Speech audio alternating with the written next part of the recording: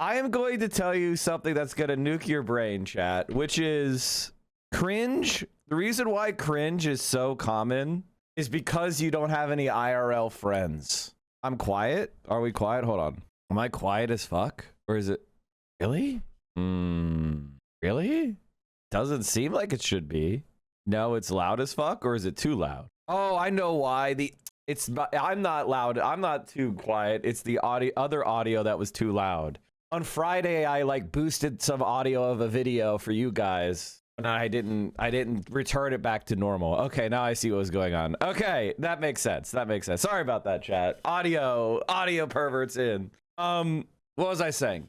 For a lot of people, you are socially oriented, and so if somebody's out there expressing big feelings and big emotions or big interest that's outside of that like nonchalant kind of like reserved personality, you need to know whether that is a sign of their status and privilege, which is why they get to have the big emotions, right? Because they're cool. So they get to have the big emotion. And when you're by yourself, you have to go off your own gut. You don't have a bunch of other people giving you signals as to whether this person is cool or not. So what happens, it depends on if you're an insecure person or not. If you're a highly insecure person, like a teenager, you are going to default to a risk-averse way of looking at it, and you're going to see big emotions, and you're going to see authentic expressions and vulnerability, and you're going to think that, oh, that's cringe. That's why cringe compilations are so effective on teenagers, because they're inherently insecure, because they're still trying to figure out their place in the world, their place in the social hierarchy, their place, you know. And so that's why, like, and for millennials, we didn't understand that on the internet, people are stripped of the social context. So a lot of people who are actually have a lot of friends are very socially validated, are very confident within their own circle. You know, they would go out there, they'd express themselves the same way online as they did to their friends and in their social circles. And then they would be surprised that they were being called cringe, right? Because it's like, wait a minute. None of the people around me find this cringe. I get socially validated when I do this. People like when I do this normally. Why is it being cringe? Because it's stripped of its social context. So like, that's why Gen Z is so like nonchalant. That's why Gen Z doesn't react. It's because they've had their brain melted by cringe compilations stripped of their social context. It's like, you know, and I'm a person who knows that because it happened to me. Now, like, and I go like, oh, people saw something that was stripped of their social context and they were told a story about it and it hooked into their insecurities. And because they're socially isolated, they don't know. They don't know any better. And that's what I was like, oh, I don't give a fuck. It was actually a blessing for me because being authentic is why I am where I am. Everybody's being nonchalant is easy. Pretending nothing affects you and just sitting there like an inert bump on the log, that's fucking easy. You know, having the courage and the social power to be like big and loud, that's hard. Mike, you were shitting on Gen Z for air horns because it sucks. And it was also, that's also a millennial thing. Sometimes being big and loud is wrong. Like, yeah, don't get me confused here. Like, if you're big and loud and annoying with a fucking air horn, that is cringe. But singing the Internationale with your international friends at college and getting really into it like this guy, fucking rocking out while you bite your tongue with your eyes closed. Like, this guy is fucking awesome. He is not cringe. The air horn is making a loud noise for attention, and it's fucking annoying as fuck. You see how we can make these distinctions? Making distinctions is also cringe. Everything has to be the exact same because, again, if you make distinctions, you might miscalculate your distinction. If you have any kind of curation, if you have any taste, what if you offend everybody? That's why I love Francesca Hogg, because she went into Hassan's fucking house and he brought her his favorite dish and she said, this sucks. Why is there so much fucking cheese on it and rice cakes? This isn't authentic. That's discernment. And you know what? Hassan, he took it on the chin and said, okay, fair enough, but I love it. I gained a lot of respect for both of them. Now, we all know that after Fran was on my stream, I took her to one of the most authentic, you know, I really appreciated Fran because she was like, yep, you know, she played along with Hassan. She was like, yep, I'm hungry. And in reality, she was not. She was really not. She didn't want Hassan to be like, she didn't want to ruin his little mukbang that he set up. You think Francesca Hogg is going to leave my home at 2 p.m. and not have lunch? What am I, a savage? Stop being scared of being cringe, but how I got started having convos with random people, it's being nice and being able to communicate with a random at Walmart and run each other again will be nice. Okay, the one thing that I will say is you have to learn street smarts, chat. You need to learn street smarts. Friendliness and openness gets coded as victim unless you also put out other signals of non-vulnerability. So you need to be able to do both. It's tough. It's tough. You have to be able, you know, you gotta be able to vibe check the situation, and you need to vibe check people, especially in America, which has very poor social mores. It is honestly collapsing because it cannot run a society at all. Anyway, so welcome on in, everybody. It's Monday. What are we talking about today? Wow, Mike was right again. I'm sorry. I'm so sorry. I'm actually starting to get embarrassed that I'm right too much. I'm starting to feel bad. Like, another thing happens exactly as I said it would, and then I'm like, fuck, I'm gonna have to say Mike was right again. And what was the Mike was right about? Mallory McMorrow has dropped out. Wow, I can't believe it. And why did Mallory McMorrow drop out? Well, we'll get into it, but basically Israel wanted her to drop out because she can't win, and they hope that if they can combine McMorrow and Stevens supporters together, they'll be able to stop Abdul. They will not be able to stop Abdul. What is a Hutch pick? This is what Hutch looks like. New Senate poll, Michigan. El Sayed versus Stevens. Now, McMorrow will eventually endorse Stevens. This is my prediction. This is my prediction. She quit because Israel wanted her to quit. I want you guys to understand that. She was in the race to test the theory. Can we do this like J Street progressive where we pretend, where we nod like, oh yes, Israel is like, I'm very concerned about what Israel's doing. You're right, I am very concerned. But at the same time, telling Israel secretly, I got your back, don't worry. Like Mallory McMorrow, I think everybody needs to understand is that Stevens is actually better for politics than McMorrow is. Mallory McMorrow represents a certain type of corrupt cynicism that is actually dangerous and anti-democratic. If somebody's pro-Israel, they should say it with their chest. That's actually better for the country than a Mallory McMorrow or a Pete Buttigieg. Like, those people are actually more anti-democratic and more dangerous than somebody who's just very right-wing or very pro-Israel. Because fundamentally they're democratic. Like, the voters can evaluate their thing and go, that's bad, and vote against it. And if they vote for it, it's very clear they're voting for the bad thing. Democracies are corrupted when the elites pretend to represent one position, but actually secretly represent a second position because of money or other like things that are flowing behind the scenes that we cannot figure out. That's bad for transparency. Democracies function with trust and transparency. If they're not set up that way, then they will fail because people will not be able to vote for the thing they want to vote for, and the system will continue to generate more contradictions until it explodes. And that's where we're at. So I'm glad, you know, that's why it's important for us to destroy the McMorrows, to destroy the Warrens, to destroy the the Pete Buttigiegs, because they actually represent a fundamentally dangerous form of corruption that's even worse than a mansion or a cinema. Or Fetterman is bad for a lot of reasons. He's because he lied about what he supported and then flipped. That's also bad for democracy. But you get my point. Like, people could go, oh, Fetterman, he's pro-Israel, I hate that guy. But with Mallory McMorrow, people think she's anti-Israel when she's not. And that's danger. When people are not voting for what they think they're voting for, that's democracy failing. Oh, here's me. Oh, okay. You're just clipping me predicting it. I mean, I talked about this like a couple weeks ago when I was like, McMorrow is not going to make it. Like, McMorrow is not going to make it.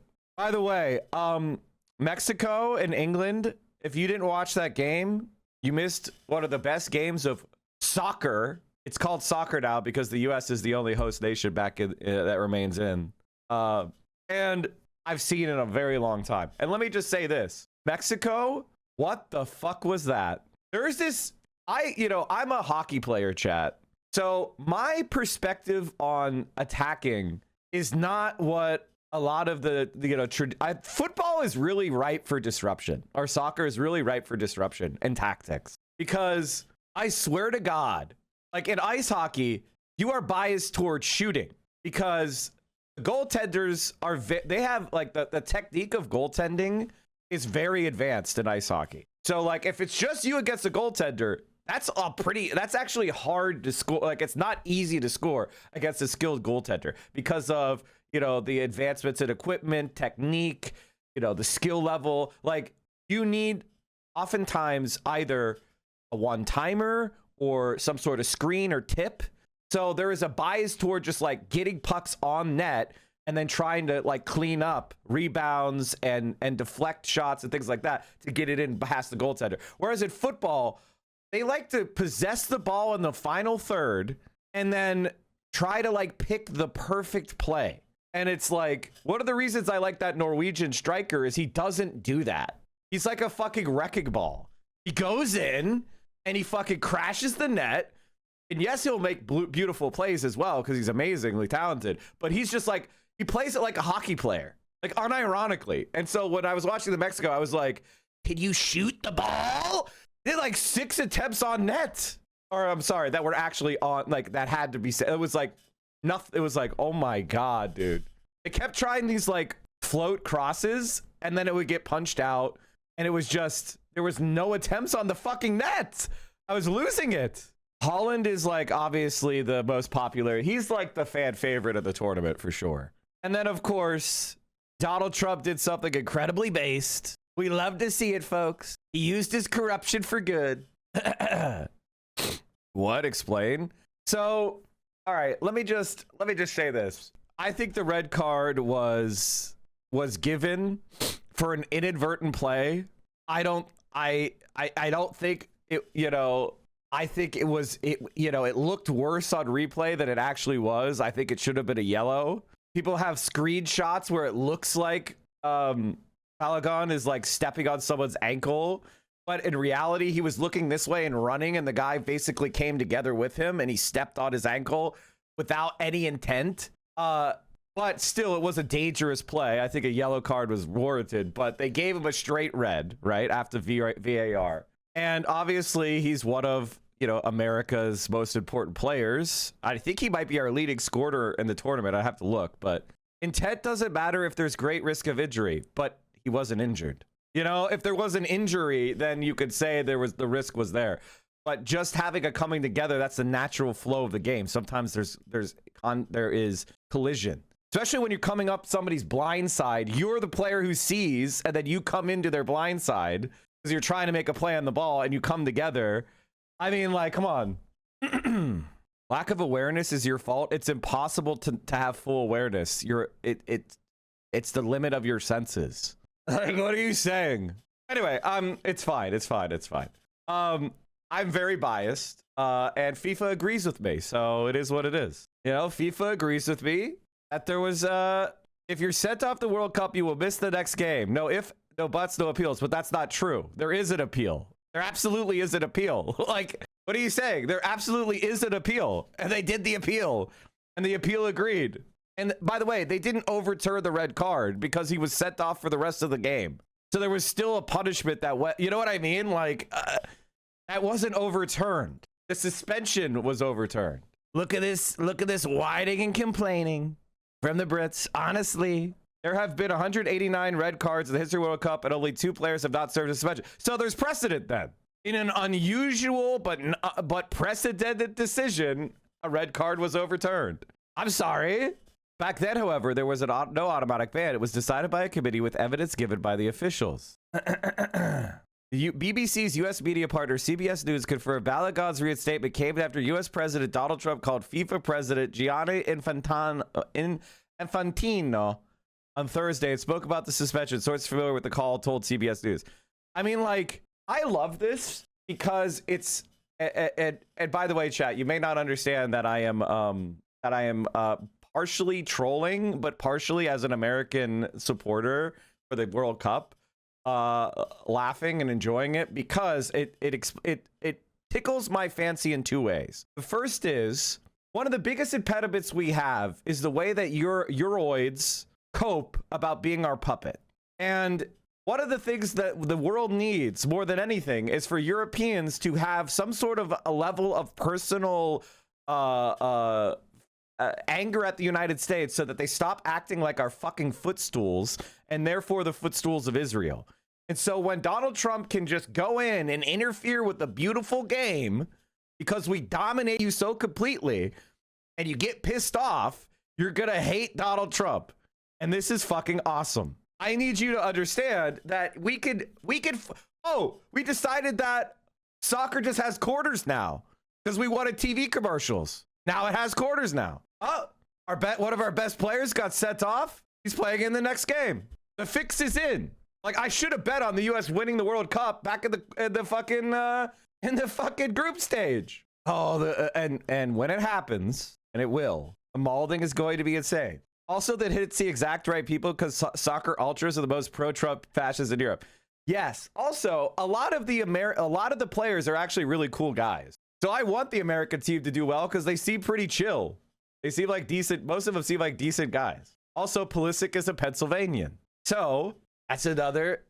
But Pulisic is MAGA? No, I didn't know that. No. I mean, he is from Hershey, so I guess that is MAGA area. Oh, no. Oh, no. Is he really MAGA? No. Mike is wrong. Oh, no. Oh, no. Also, and this is the best part, Balagon is a birthright citizenship guy. His mom was traveling in the US when she had him because she wasn't allowed to board her flight because she was too pregnant. So it's fucking awesome that Donald Trump is intervening to protect a birthright citizenship guy because he doesn't believe in anything. And that's also funny.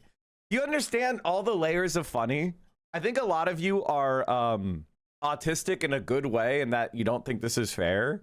But what you need to understand is that corruption that's this obvious is actually good because it makes people get mad. I didn't think it was a foul. Trump. What? Okay, it was definitely a foul. I want the rules to be followed.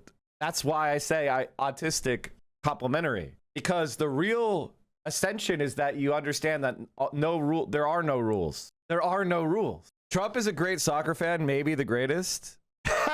We are now what everyone thinks North Korea is. Oh, absolutely. I think that it was a yellow card, and if the referee had made the right call, had made that call in the course of play, they wouldn't have gotten a red card. But because he missed even calling it a foul, the VAR came in, and in the light of slow motion, it looks more dangerous than it was. Slow motion and freeze frame, man. That kind of conduct is not a yellow. I'll give you an example. Like the English player red card, that was a fucking red card. Anyway, that was studs up. That was one of the dumbest red cards I've ever seen in my life. I was rooting so hard for Mexico. I was like, come on, come on, come on. Mike, it's not just the injury. He stopped a goal opportunity. There was no injury. And I don't think there was a goal opportunity actually in that play. My dad is so depressed today. Why? Oh, because of Mexico. Mexico had 3 shots that miraculously missed or barely blocked. Let me just say this. Mexico, their finishing was really bad. It was really bad. Like horrible. All I did was ask for a review. I didn't say you have to do this. He referred to the incident as 2 guys running full speed who happened to crash into each other. I kind of agree with Trump. The comments represent the first detailed account from Trump on his conversation with Infantino. What I love about this is that guy's name is Infantino, which is like the perfect name for a European. I feel like we should just call all Europeans Infantinos from now on. Because what are they going to do? Spend more money on NATO? What are they going to do? Cut more social spending? What are they going to do? Protect Israel more at the United Nations? I heard a Greek child somewhere had a new textbook. Don't you think that's a little bit too much spending, Greece? I heard someone was able to retire in Greece after 30 years working with their hands. Don't you think that's a little bit young to be retiring, Greece? Time to cut some more fucking spending. You gotta buy another jet. What, you think America's military contractors are gonna make a profit on their own? Cut that spending for your disabled. Cut that spending for your kids. Cut that spending for your disabled. You've got to spend money on Israel. What are you guys doing, Infantino? We should make Infantino the leader of the EU. Do you think Netanyahu knows about you? This account is being botted by Israeli bot farms. I mean, so this account was created and it instantly got 150,000 bot followers. Now, I think everybody knows that under old Twitter, this account would have been banned. But because it is pushing right-wing propaganda, and that's what Elon Musk wants, it is not banned. These followers are fake. Like 100,000 followers, and there's like 30 in here. Amazing. And the reason why you know they're fake is if you go to the very first post, okay? Go to the very first post. Oh, he's been spamming a lot of posts, but it's not that many. He hasn't been around that long. I'm pretty sure that the very first account they followed was that, oh wait, they unfollowed? Oh my God, that's so funny. Okay, I know for a fact who this is. It's the Rottweiler account. It's the Rottweiler account. Oh my God, they got caught. Because I called them out because I saw so I went and saw this account and I saw the very first account they followed was the Rottweiler account. So I made fun of them and I said, oh, it's the Rottweiler guy. But then they unfollowed, which basically confirms it. I mean, these are bot. I mean, these are literally the biggest bot accounts. These are all of the Israeli bot accounts. Chuck Schumer. Rachel Bitcoffer. Bro, this is so funny. But anyway, like they have 160,000 new followers, guys, right? And then they post and they get 100 likes. You're telling me 160,000 real people followed a new account and nobody likes it because they didn't pay for the likes. You have to go and like pay for each bot like. The bots following you are not going to like your shit. That costs a lot of money. I mean, honestly, the people boosting it the most are people like us. Like 100 likes. I could record a fart and get more likes than that. And I have a third the followers of DSA Watch. They're much more popular than me. No, I will not do it. But if you look at like this post, new post activity, you look at the quotes. I just discovered this account and they are worth following. That's the biggest post, right? This guy's obviously botting. I mean, homesteading for health. This is an AI account. It's botted to fucking hell. Let's not pretend. 13,000 likes. Okay. Mamdani Watch. This is another botted account made by a guy from Canada, I believe, right? 76 likes. So somehow they got 160,000 followers from 13,000 likes. Now let me tell you something about Twitter, chat. Vio just had a post that has 200,000 likes. 200,000 likes. How many followers do you think she got out of that? 215,000. Probably like a few hundred. I'd have to ask her, but like, this is Argentinian legend Carlos Quirquez supported the local football team. And then Vio posted this. This got 215,000 likes. Okay. Now, this is an organically popular tweet. 215,000 likes. You don't get 100,000 followers off of 12,000 likes. That's not how anything works. That's not how any of this works. It's very clearly a botted account. I'm sorry to explain something that's this obvious. And then if you look at all the other people recommending it, 76, 0 likes, 24 likes, 120 likes, 1.9K, 2 likes, 500 likes, 10 likes, 68 likes. There's no other big like shares. Oh, here we go. Megan, again, another mega botted account. Does she ever post her own shit? Okay, there you go. One of the top consideration Hollywood needs to start having when it considers projects that will require a young female lead is she someone with wisdom not to say provocative and divisive things during interviews? AKA, is she a right winger with no conscience? Personally, here's what I will say. And I think that, you know, it is something that we need to be honest about what we want to do. America needs a new reconstruction. We're not going to be able to just go back to normal with these people, right? Like there is no going back to normal. All of this shit needs to be dismantled. We need people to be aware of what we intend to do. Like that's the only way. And I want you to understand something. They're in favor of it. Every time I talk to a normie and eventually the conversation turns to politics, I can't tell you how many times people have said some sort of thing that I can't repeat on Twitch to me. I don't think, you know, as I said, I'm reminded of the feelings of the Cuban people right after the revolution. But we are the final boss. There is nobody that's going to come in and rescue global capitalism from us if we take over America. That's it. We're the final boss. No one else has the means. No one else has the capability. I think this is the bulldog guy. What's his name? The Rottweiler kid. All right. So, how is everyone doing on the eve of America's 250th birthday? I'm doing great. You want to send me the co-hosting too? Let's make sure no one's muted first. Of those who intend to. Okay, so welcome everyone. This has to be voice change. Why do you think that? It's just some Israeli kid. You know what I mean? You know, it sounds like an Israeli American kid who is doing a fake, you know, has a super botted account. Like, it's not that confused. It's not that big of, it's, you know what I mean? Like, come on. This happens all the time. Have you heard Awk? Went to this Twitter space covering the Mamdani misconduct. And today we're going through the document that lays out the full pattern around Zoran Mamdani. This is going to be a deep dive into the. We're going to read key sections, show the evidence, and explain why this matters for every New Yorker, especially parents, women, and so we won't cover everything live, but we'll hit the most damning parts and link the full PDF in the chat. Number 5, Zoran himself standing up in an official city event, praising Prophet Muhammad as a moral example. The same Muhammad who, according to the most trusted hadiths, consummated marriage with Aisha when she was 9 years old. Oh my God, chat.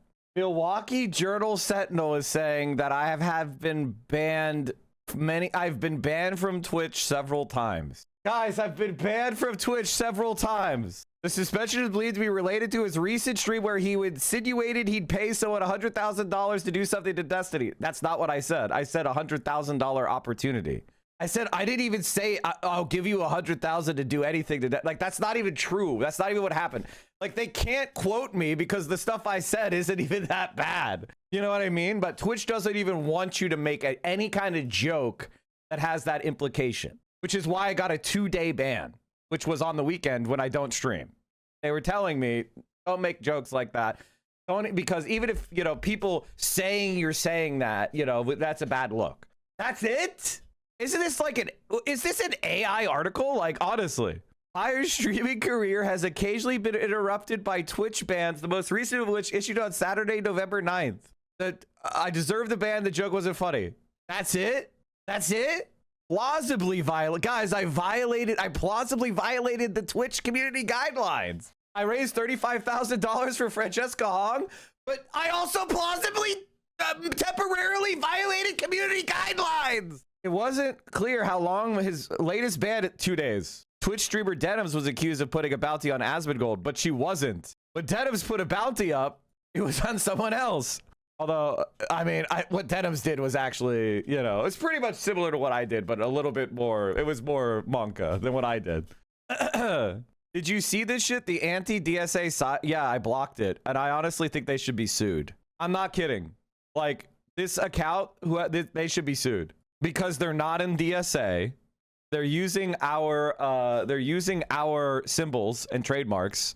There's no indication that it's a parody account. They should be sued. I don't care how few followers it has. I saw this on my feed and I replied and said, I hope this gets sued. And it's not funny enough to be on my feed. The Dems for Lawler account. Oh, yeah. I should have mentioned that. Thank you. This is literally the DSA watch guy. Yeah, exactly. And then, of course, waiting on Trump, win with Ukraine, Dems for Lawler, Adams War Room, and Mamdani Watch. So, American intelligence services, Israeli intelligence services. I mean, it's not that complicated. I think one of the worst things about being a leftist today is that a lot of people don't want to accept that the CIA is doing the same fuck shit they used to do in the 60s and 50s. It's Donald Trump as president, man. Like, they're not following the old rules. So, like, you're not allowed to do things in America after the church committee. McMorrow is out. Liz Smith killed another campaign. Okay, let's get into that next thing. Anyway, I just wanted to make fun of these guys. They're obviously, God, that's so funny. Obviously, chat, like, I want you to understand something. I'm rooting for USA. I'm not a cringe Zoomer who can't root for America in an international competition. I don't give a fuck. That's my country. I'm rooting for America. Like, what are you saying? Now, when people do chants and say our president's a pedophile, they're correct. You know, we do have a presidential pedophile. All my other teams lost. I was rooting for Austria, I was rooting for Scotland, and I was rooting for Iran. Iran got fucking... You want to see someone who was cheated. Iran was fucking cheated. They had to keep traveling to Mexico after playing games in the USA. They finished 9th out of the like 3rd place finishers. They didn't lose a game. Iran was fucking cheated. And they had like the most ticky-tacky offsides goal callback of all time. So the US is the only team I like that's still in. Did you see the Islamic Republic of Iran train that pulled up next to me? Oh, that's incredibly funny. What the fuck? New York City's the best, man. Does this change your mind? And on behalf of all Americans, thank you for getting rid of that ridiculous red card. Europeans, you're going to have the feeling that you want to redirect your anger onto me. When I tell you, ha ha ha ha, it's really funny how Trump got rid of the red card, you're going to say, Mike, you're being MAGA. But no, I'm not. What you hold most dear in your heart of hearts, the beautiful game, is being absolutely fucking corrupted by Donald Trump in your face. And you're getting mad at an American leftist who hates Trump? How about you get mad at your own European leaders who won't stand up to these motherfuckers? How about you stop being a Euro cuck and taking the agency out of your own hands and putting it into me or Trump? How about you look at your own goddamn self and you start electing politicians and start parties that are not going to go along with being cucked by America? Euroid. This is his... It was spectacular. There was a reason the FIFA trophy sat here for as long as it did.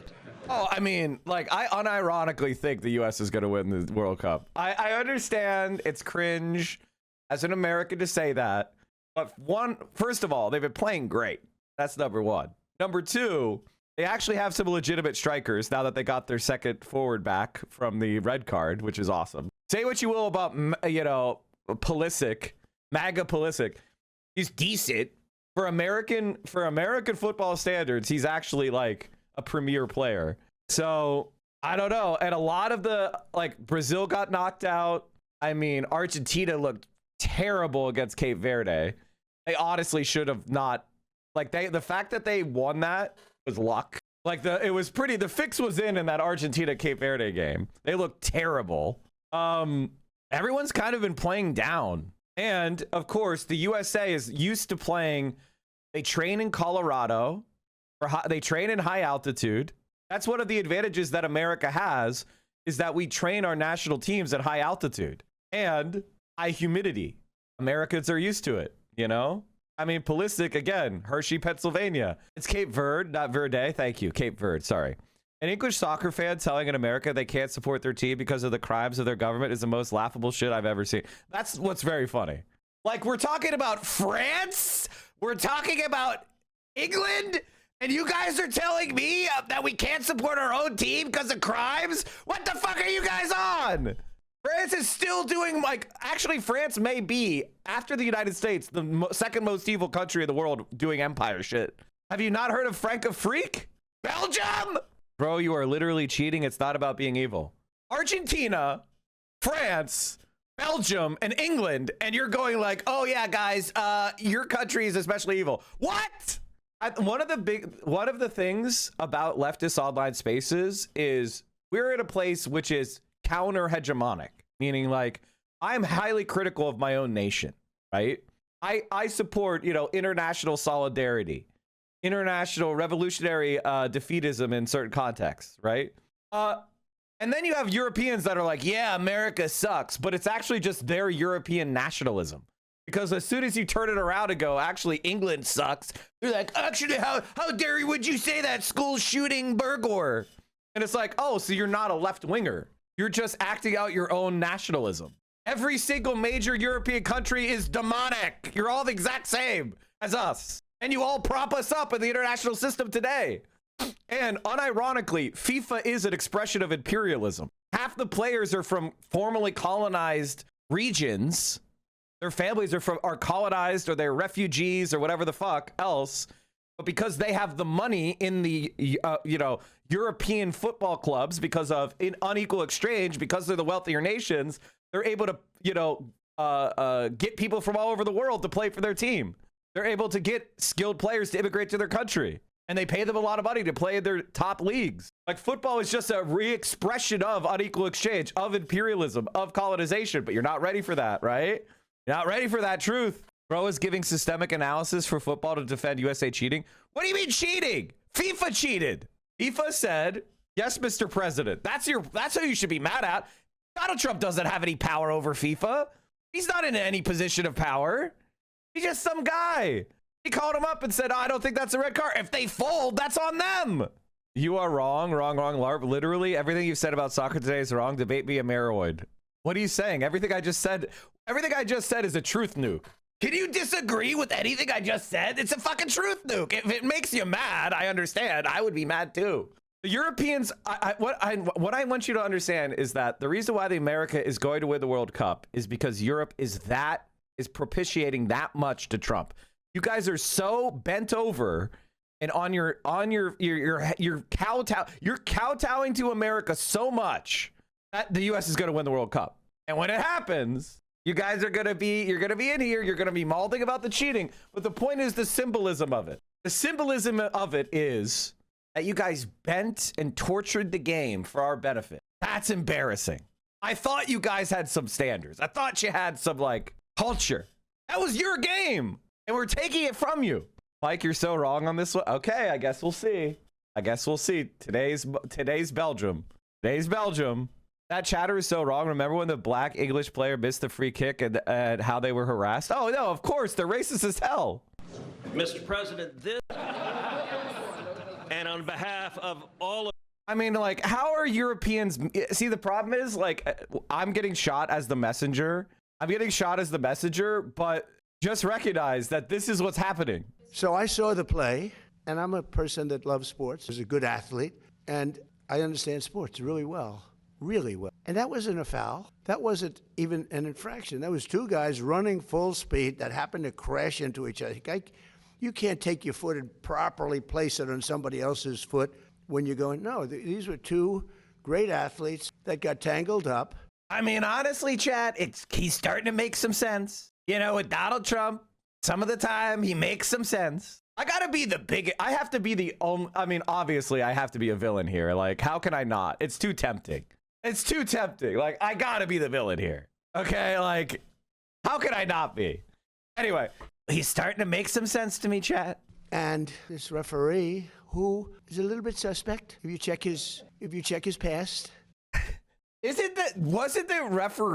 Wasn't he suspended for match fixing in the past? I think Donald Trump's not even wrong. First of all, why do you have a ref who got suspended for match fixing ever? That's insane. What is FIFA doing? How many referees are there in fucking Europe and Latin America that you have a guy who did match fixing in a game? Like, that's actually insane. Also, as number one ref, too. Or number one umpire, whatever they call it. Official. They call it official. Why is he like, what? What's going on? I don't want to say that because I don't like to create, but very suspect. If you'd like, I'll provide you with the past. He made a call that nobody could believe. You know, even people on the other side, they say, oh, we got lucky. Wow. And it's very interesting. They say they don't show them in slow motion. And I never realized that. I never heard of that before, that they're not allowed to review in slow motion. You'll take one little quarter of a second and you'll see that a hand is touching a neck or you see something. Whereas when you see it in fast motion, it will look like two guys collided, which is really what happened. They got sort of entangled. He didn't do anything wrong. And he's our best player or one of our best players, a very vital player. And he gave him a red card. I didn't know. I mean, I think Pulisic is considered our best player, right? I enjoy soccer, but unfortunately, I don't follow it a lot. I enjoy the game, you know. I do watch it from time to time, but I'm very casual fan. It's not like I watch hockey. I know about hockey because I played it. I watched a lot of football because I'm from Pennsylvania, and you have to if you are. Like, you know. But I don't really know shit about the players. I played some Football Manager a few years ago. This is a statement from the official Belgian. Oh, don't worry, I'm gonna read that. Pulisic has the most. I mean, he plays for Milan, right? Which is like a top team, and I think he has like. I mean, he's a top player. He's like an actual player.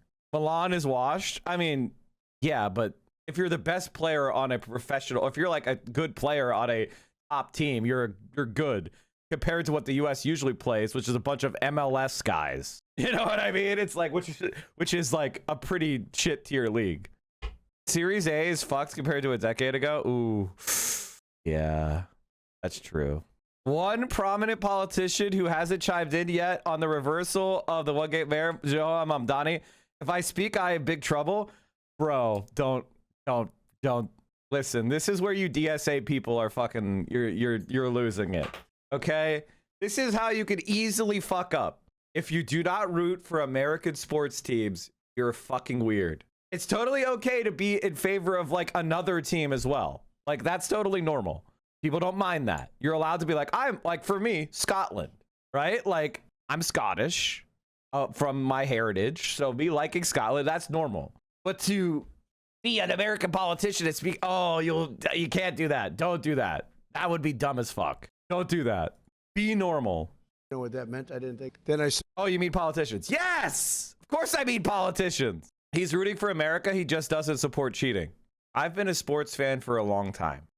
A very, very long time. I remember one of my first sports memories is my favorite player at the time was a French Canadian playing for the Pittsburgh Penguins by the name of Mario Lemieux, one of the finest hockey players to ever live. And we were deep in the Stanley Cup playoffs. And one of the opposition's players came with the stick like this, and he just did this right on with his stick and just went blah right on Mario Lemieux's forearm and broke his arm.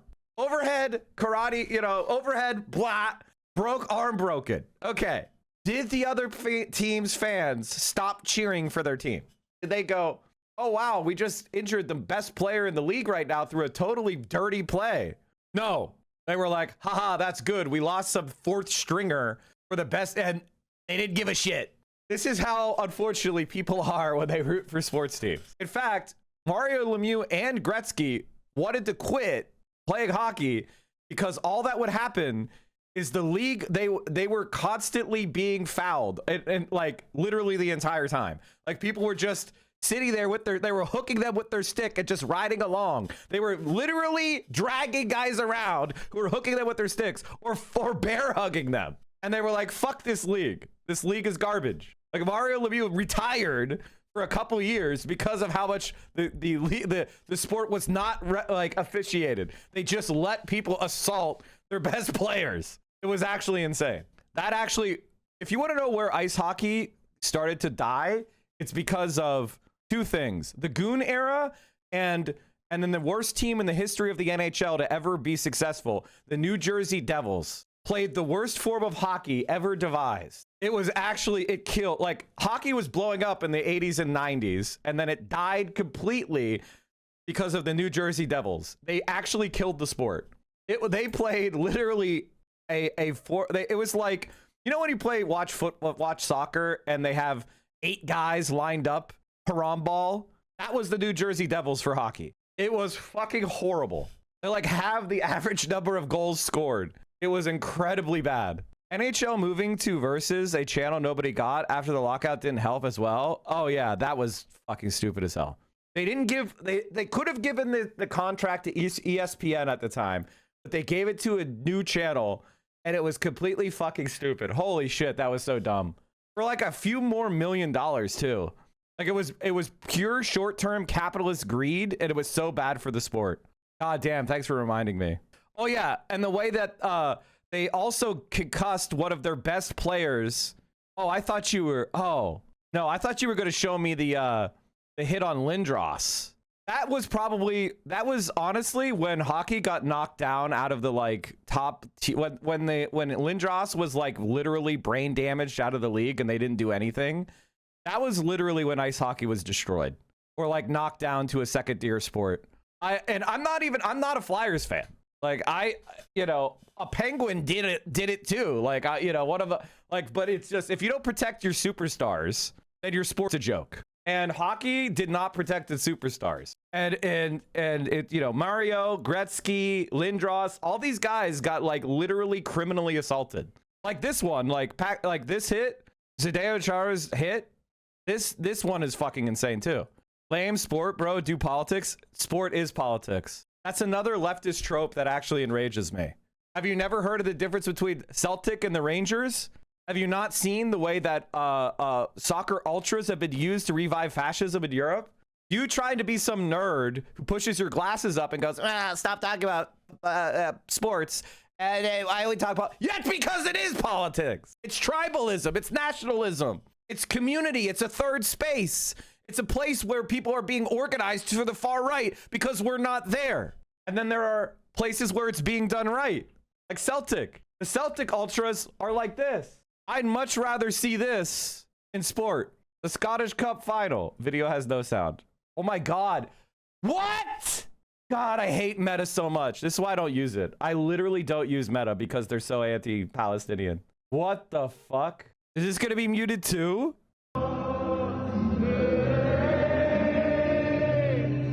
Fans from the Green Brigade and Ultras group said they were determined to show solidarity with Palestinians at a match.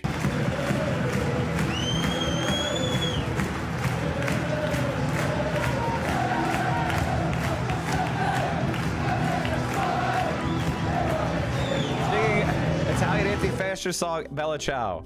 See, you're telling me, oh, I don't like sport. This is where the normal people are. And you're leaving it to the right. You're fucking up. Same thing with video games, man. The right has been playing a counter-hegemonic strategy of taking up what we call pre-political spaces like sport, like video games, and making them into incel right-wing marginalization factories. Get your shit together. I'm sorry of these I'm sorry you weren't good at sport growing up. I don't care. Maybe it doesn't interest you, but stop being annoying. God damn, dude.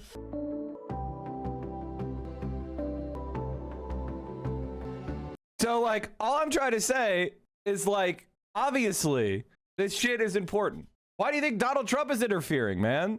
Like, you think it's just, you think he cares about fucking any of this shit? All right. Which reminds me, I wanted to show the Belgian reaction. This is so corrupt, it's not even funny. It's like embarrassingly corrupt.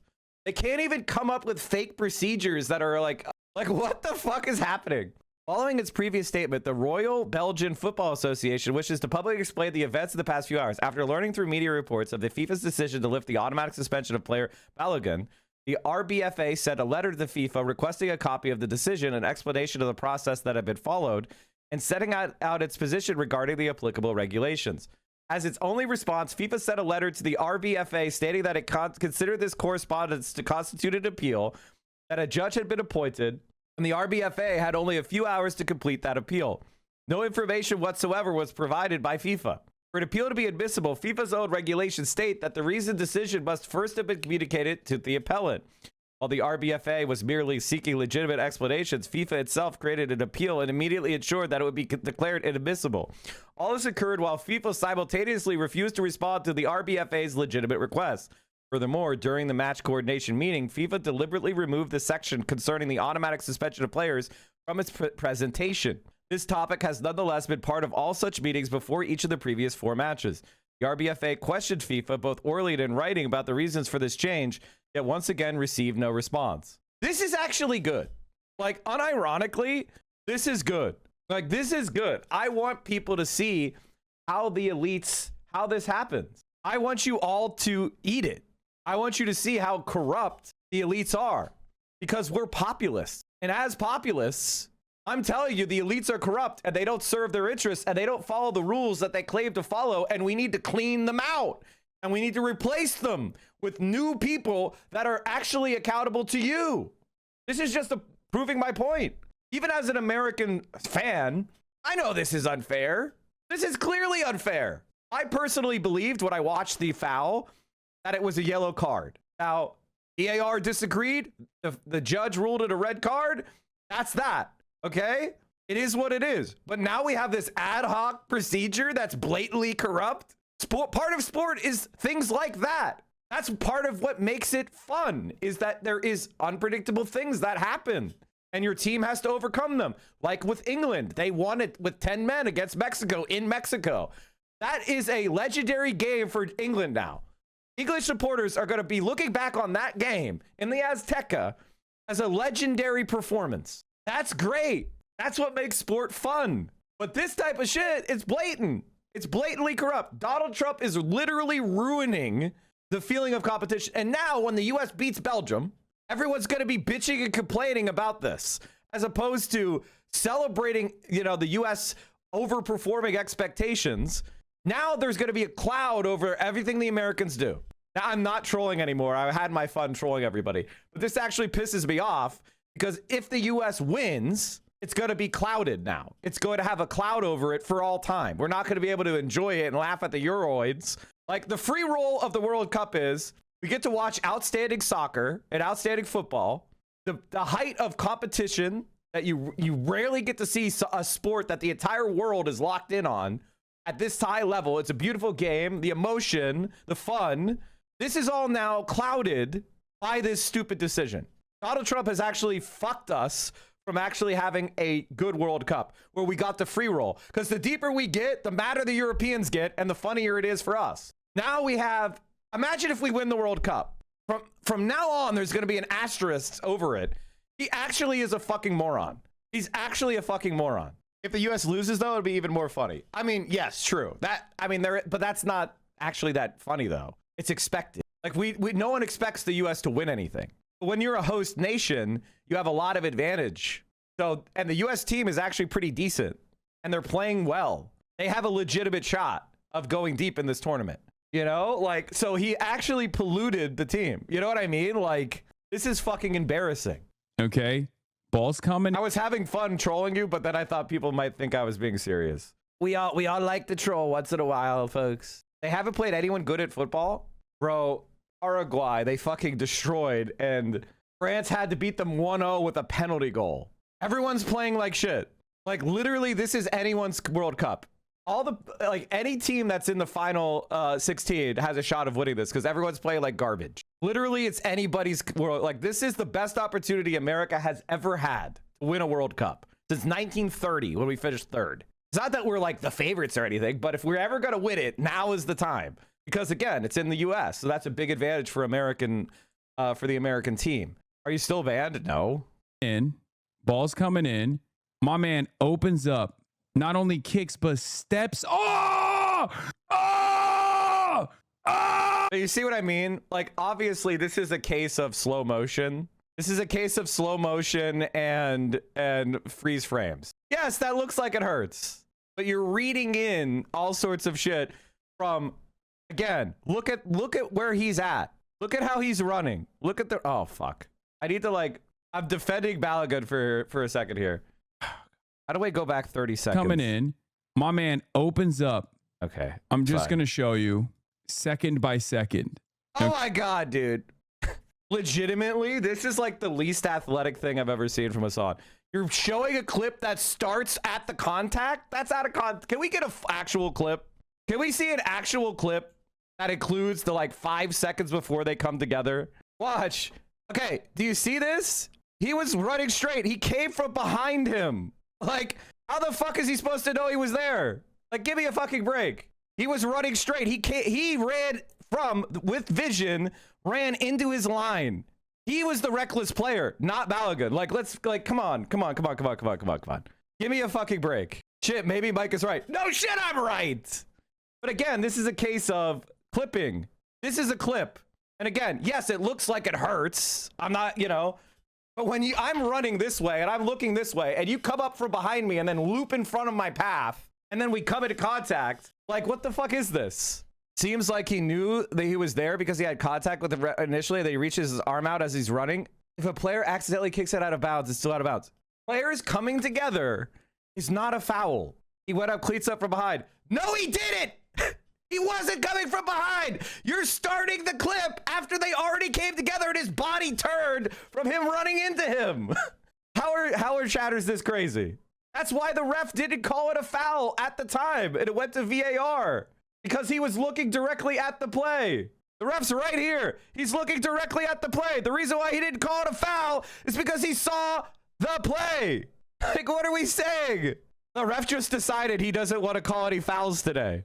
You were laughing at Trump for saying it's not a foul. No, you're allowed to say that. Don't you understand? You're allowed. This is sport. You're allowed to say this shit. You're allowed to have an opinion. You're allowed to disagree. But at the end of the day, the standards are what matter. Okay, I wish this was a clip and not a GIF, because I can't pause it and it's actually trolling me. Okay, hold on, maybe I can. See, if you start here, it looks like, oh my God, he was running up behind him. No, he was running up behind him. The Bosnian player was running up behind Balogun and came in physical contact with him before the ball got there. And that turned his body. And then he started knocking him down, and the attempt not to fall down, his foot went out to try to, you know, prevent from getting rocked to the fucking ground. I'm sorry, disagreeing with this is actually insane. Have you ever played a sport? Studs down is the Achilles heel is a red all. It wasn't studs up. It wasn't. He was stepping. A normal consequence of being run into and trying to keep your feet. He didn't step on him. He wasn't making a tackle. He wasn't making, like, what the fuck are you talking about? It wasn't a stud rake. Stepping on someone is not the same thing as a rake. He wasn't making a play at the ball. He was trying to keep his feet. Again, that's why the ref, looking at it, didn't even call it a foul. Do you think the ref is stupid? Like, what are you talking about? The ref is looking at the play, right? It's like, do you, like, what? You think the professional FIFA ref was just smoking crack? Again, I'm not even complaining about the VAR. I'm just saying it's totally reasonable to disagree about this.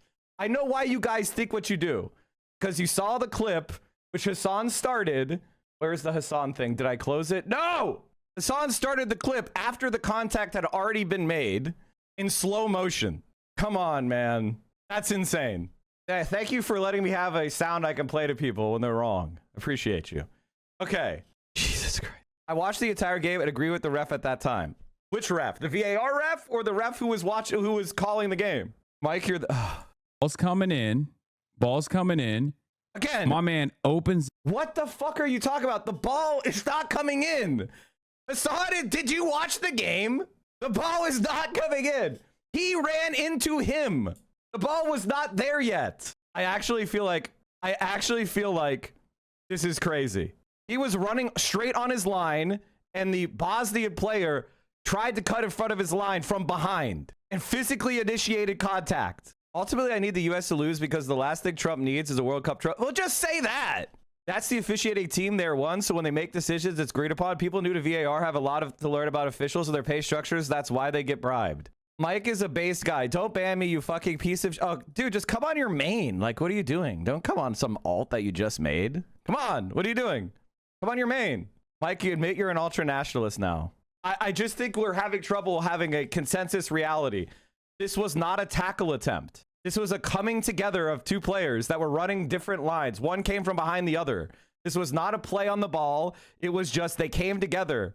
Like, this is consensus reality, describing the situation accurately, and that he stepped on the other player.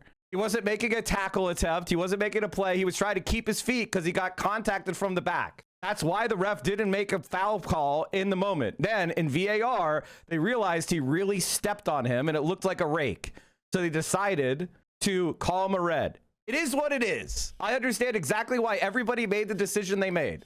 Okay? I'm not even saying that the VAR guy made some big mistake. I'm just saying that you understand why everybody made the decision they made, because in the regular flow of the game, it was not a tackle. It wasn't a play on the ball. It was a coming together where a guy inadvertently stepped on another guy's ankle because he initiated contact by running up behind him in his blind side. I mean, that's what happened.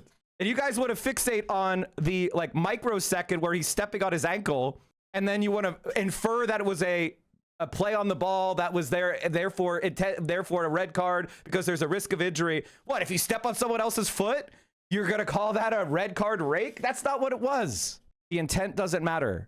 I'm going to have to actually literally bring up the rules. I'm actually going to have to bring up the rules of soccer because it seems like people don't know what the fuck they're talking about. Up. Not only kicks, but steps. Oh! He wasn't kicking. Hassan is just lying. Again, yes, he stepped on him inadvertently. The red card was given because there was a high risk of injury, and his step raked along the back. It is what it is. Oh! Messi did the exact same thing, and they did not reward. In fact, his studs were up, and they didn't even and they reviewed it under VAR and didn't give him a red card. Did you guys miss that? Oh! Oh! The problem is, like, again, this looks bad, but that's just sport. It is what it is. Someone stepped on another person's foot. all steps on the foot are now are VAR red cards now. And then here's going to be, let's see.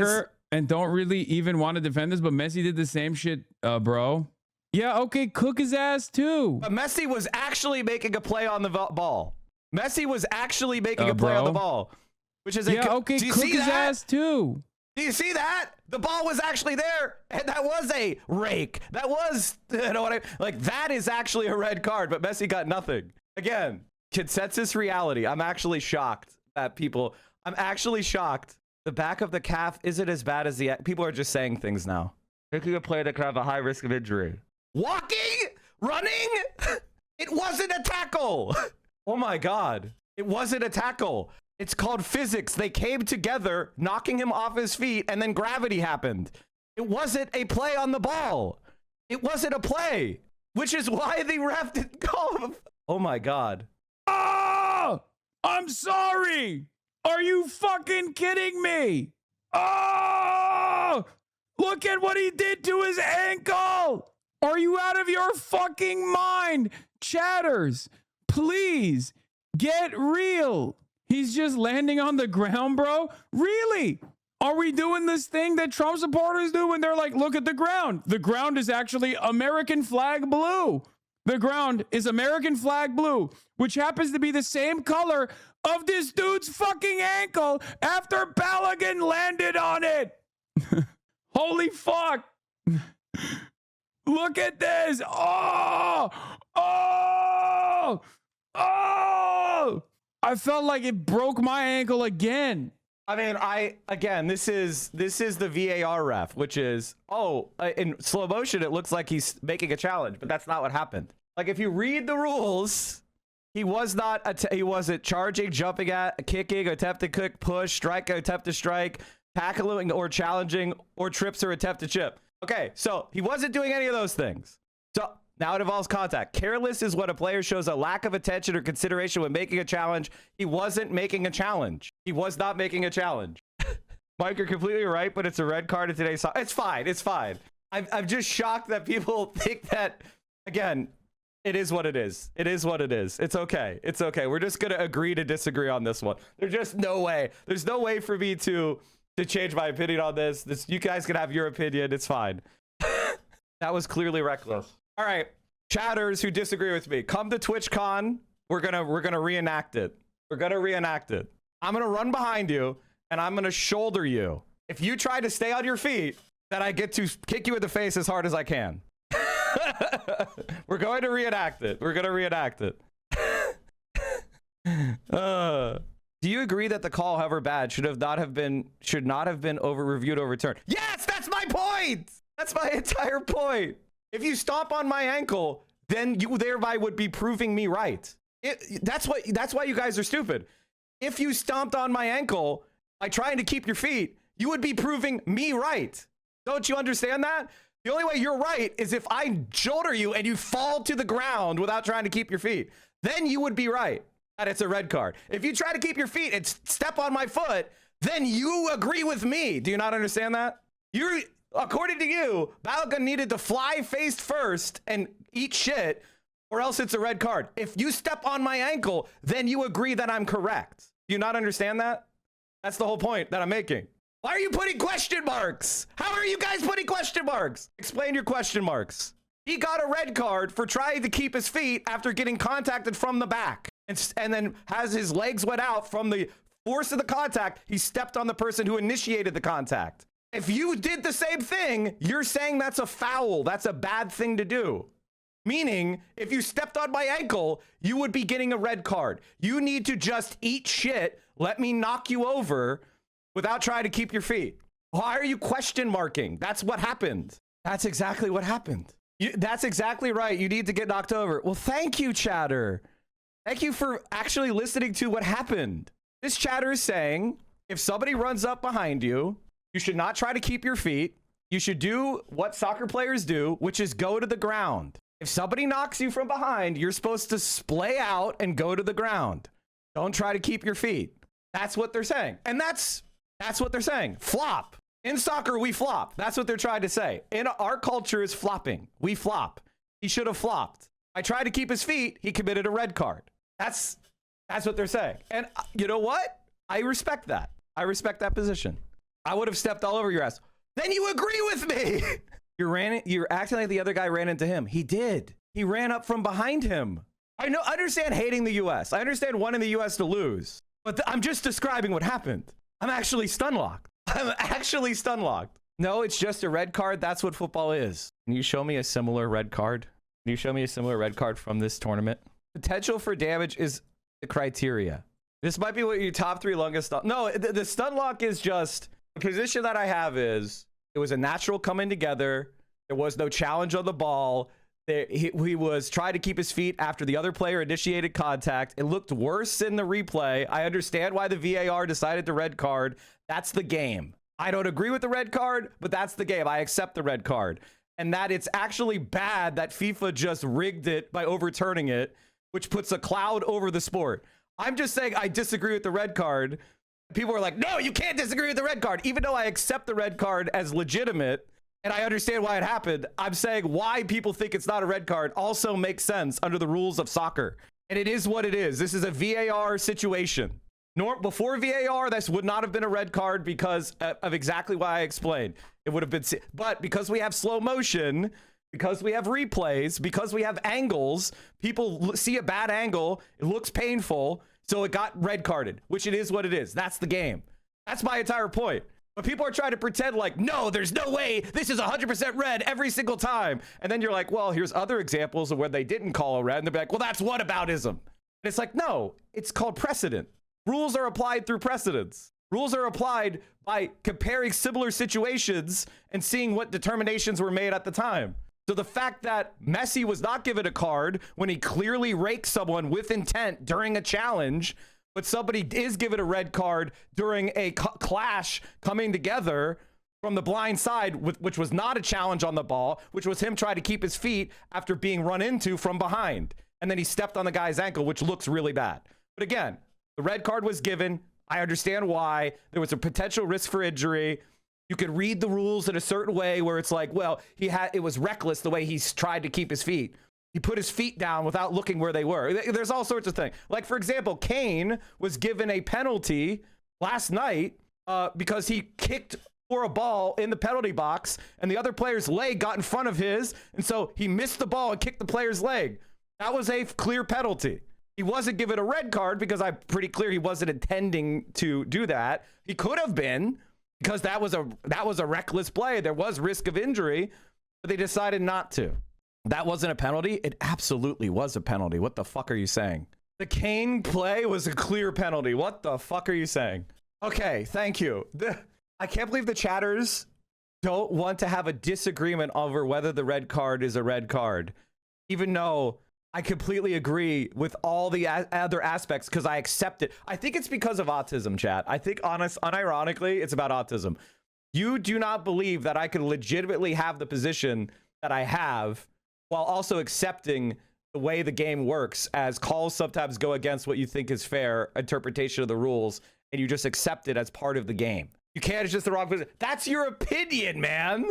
I know we're talking ball, but this guy has been tapped into main politics. Not sure how seriously I take this, but there could be change to the platinum race. Apologies if they have coverage. Can you please address my autistic formation, Erling Haaland? Erling is the best player of the tournament. Mike, why are you arguing with chat? Good point. Why am I arguing with the chat? Shoulder up. When I saw this goal, like, Erling Haaland beat Brazil. Like, he beat Brazil. He had a perfect striker's goal where he dominated the box and headed it in. And then he had this, which is a pure shooter's just like, he makes it look so fucking easy. And I was like, oh, he's the player of the tournament. Shoulder up. Haaland! I mean, like, honestly, just kick it in forehead, or in his case, 5-head. Actual godlike. Best player. Like Mbappe, like, I love Mbappe, but he gets fed. He's taking so many more attempts. Like, Haaland turns, like, every touch is like dangerous as fuck. Whereas Mbappe is like peppering the opposition, which there's nothing wrong with that. I actually like that. You know, like, I like that. But Haaland is just like, oh fuck, the ball's around him. That's gonna be a goal. Mike can't say any names. So true. Brazil has gifted Kin Syndrome at this point. I mean, Have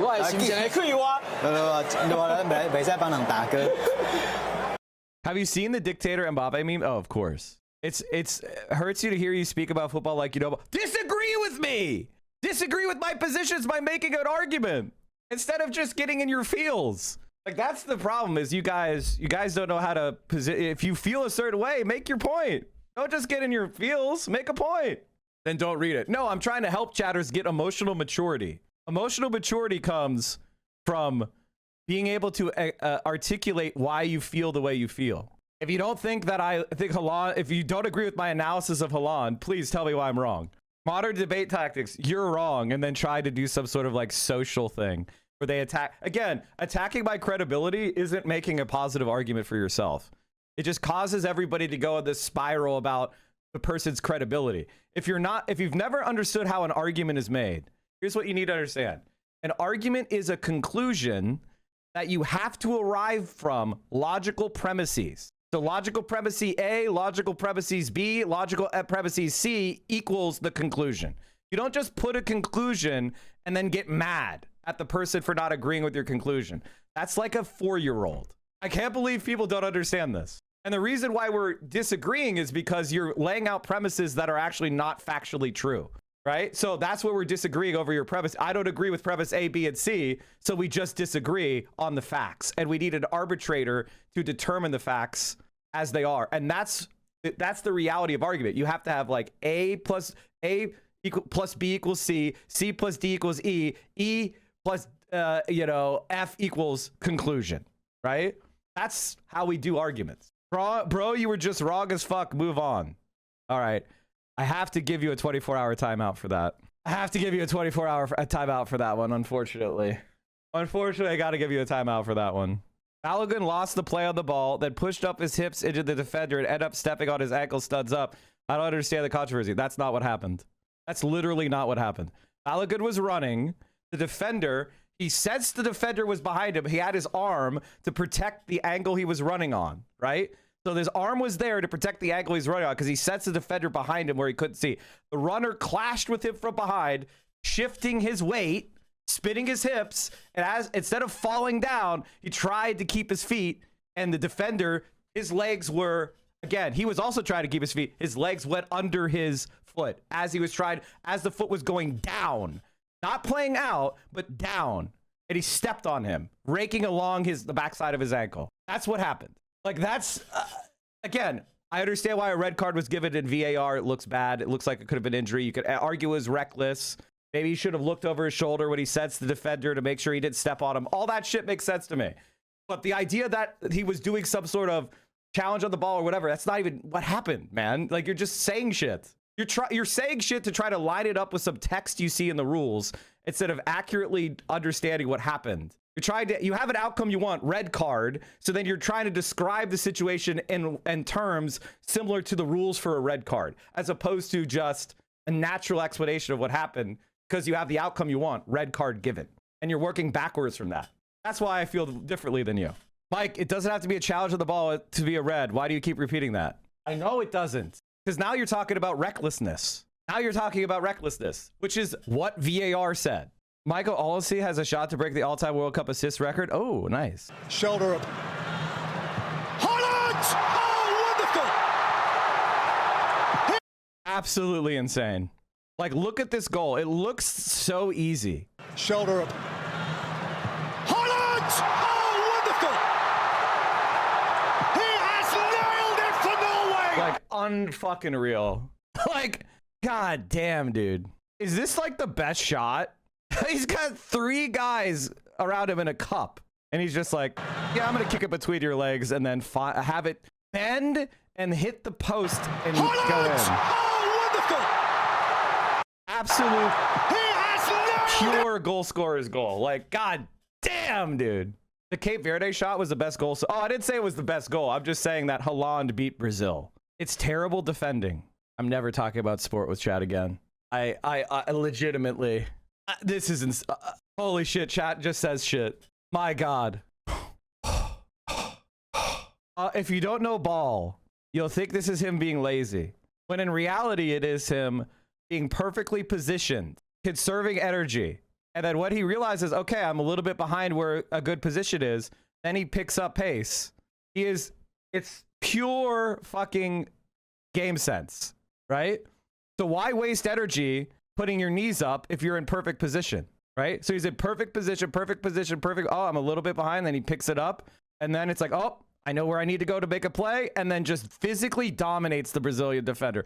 Like, this is like, honestly not fair. Why is this guy marked? Oh my God. Like, this isn't even fair. This isn't even fair. God damn. This is like watching a high school varsity player go play with like the little squirts. Like, God damn, dude. And just look at the way he nods it in. Just the thing with Haaland is the reason is he makes it soccer look easy. That's how you know he's insane. That's how you know he's insane. Because both of his goals, you're just like, what's the big deal? And it's like, that's the point. He's playing fucking Brazil. Oh my God.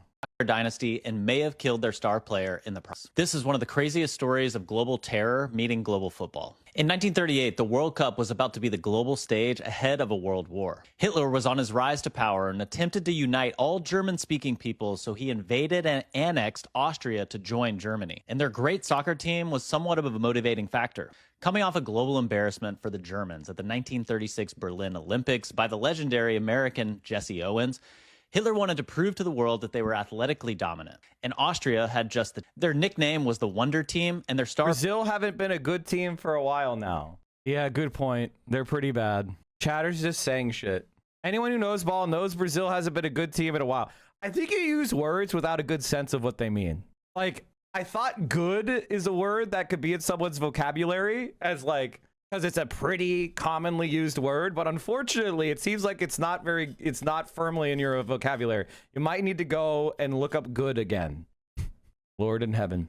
Again, just because you're a socialist doesn't mean you have good thinking skills, reasoning skills, or communication skills. You know your take about everyone being pundits? Well, that happened in sports. Everyone talks like they're sports pundit, try to get views. Stephen A. Smith ruined how the internet talks about sports. Oh, so true.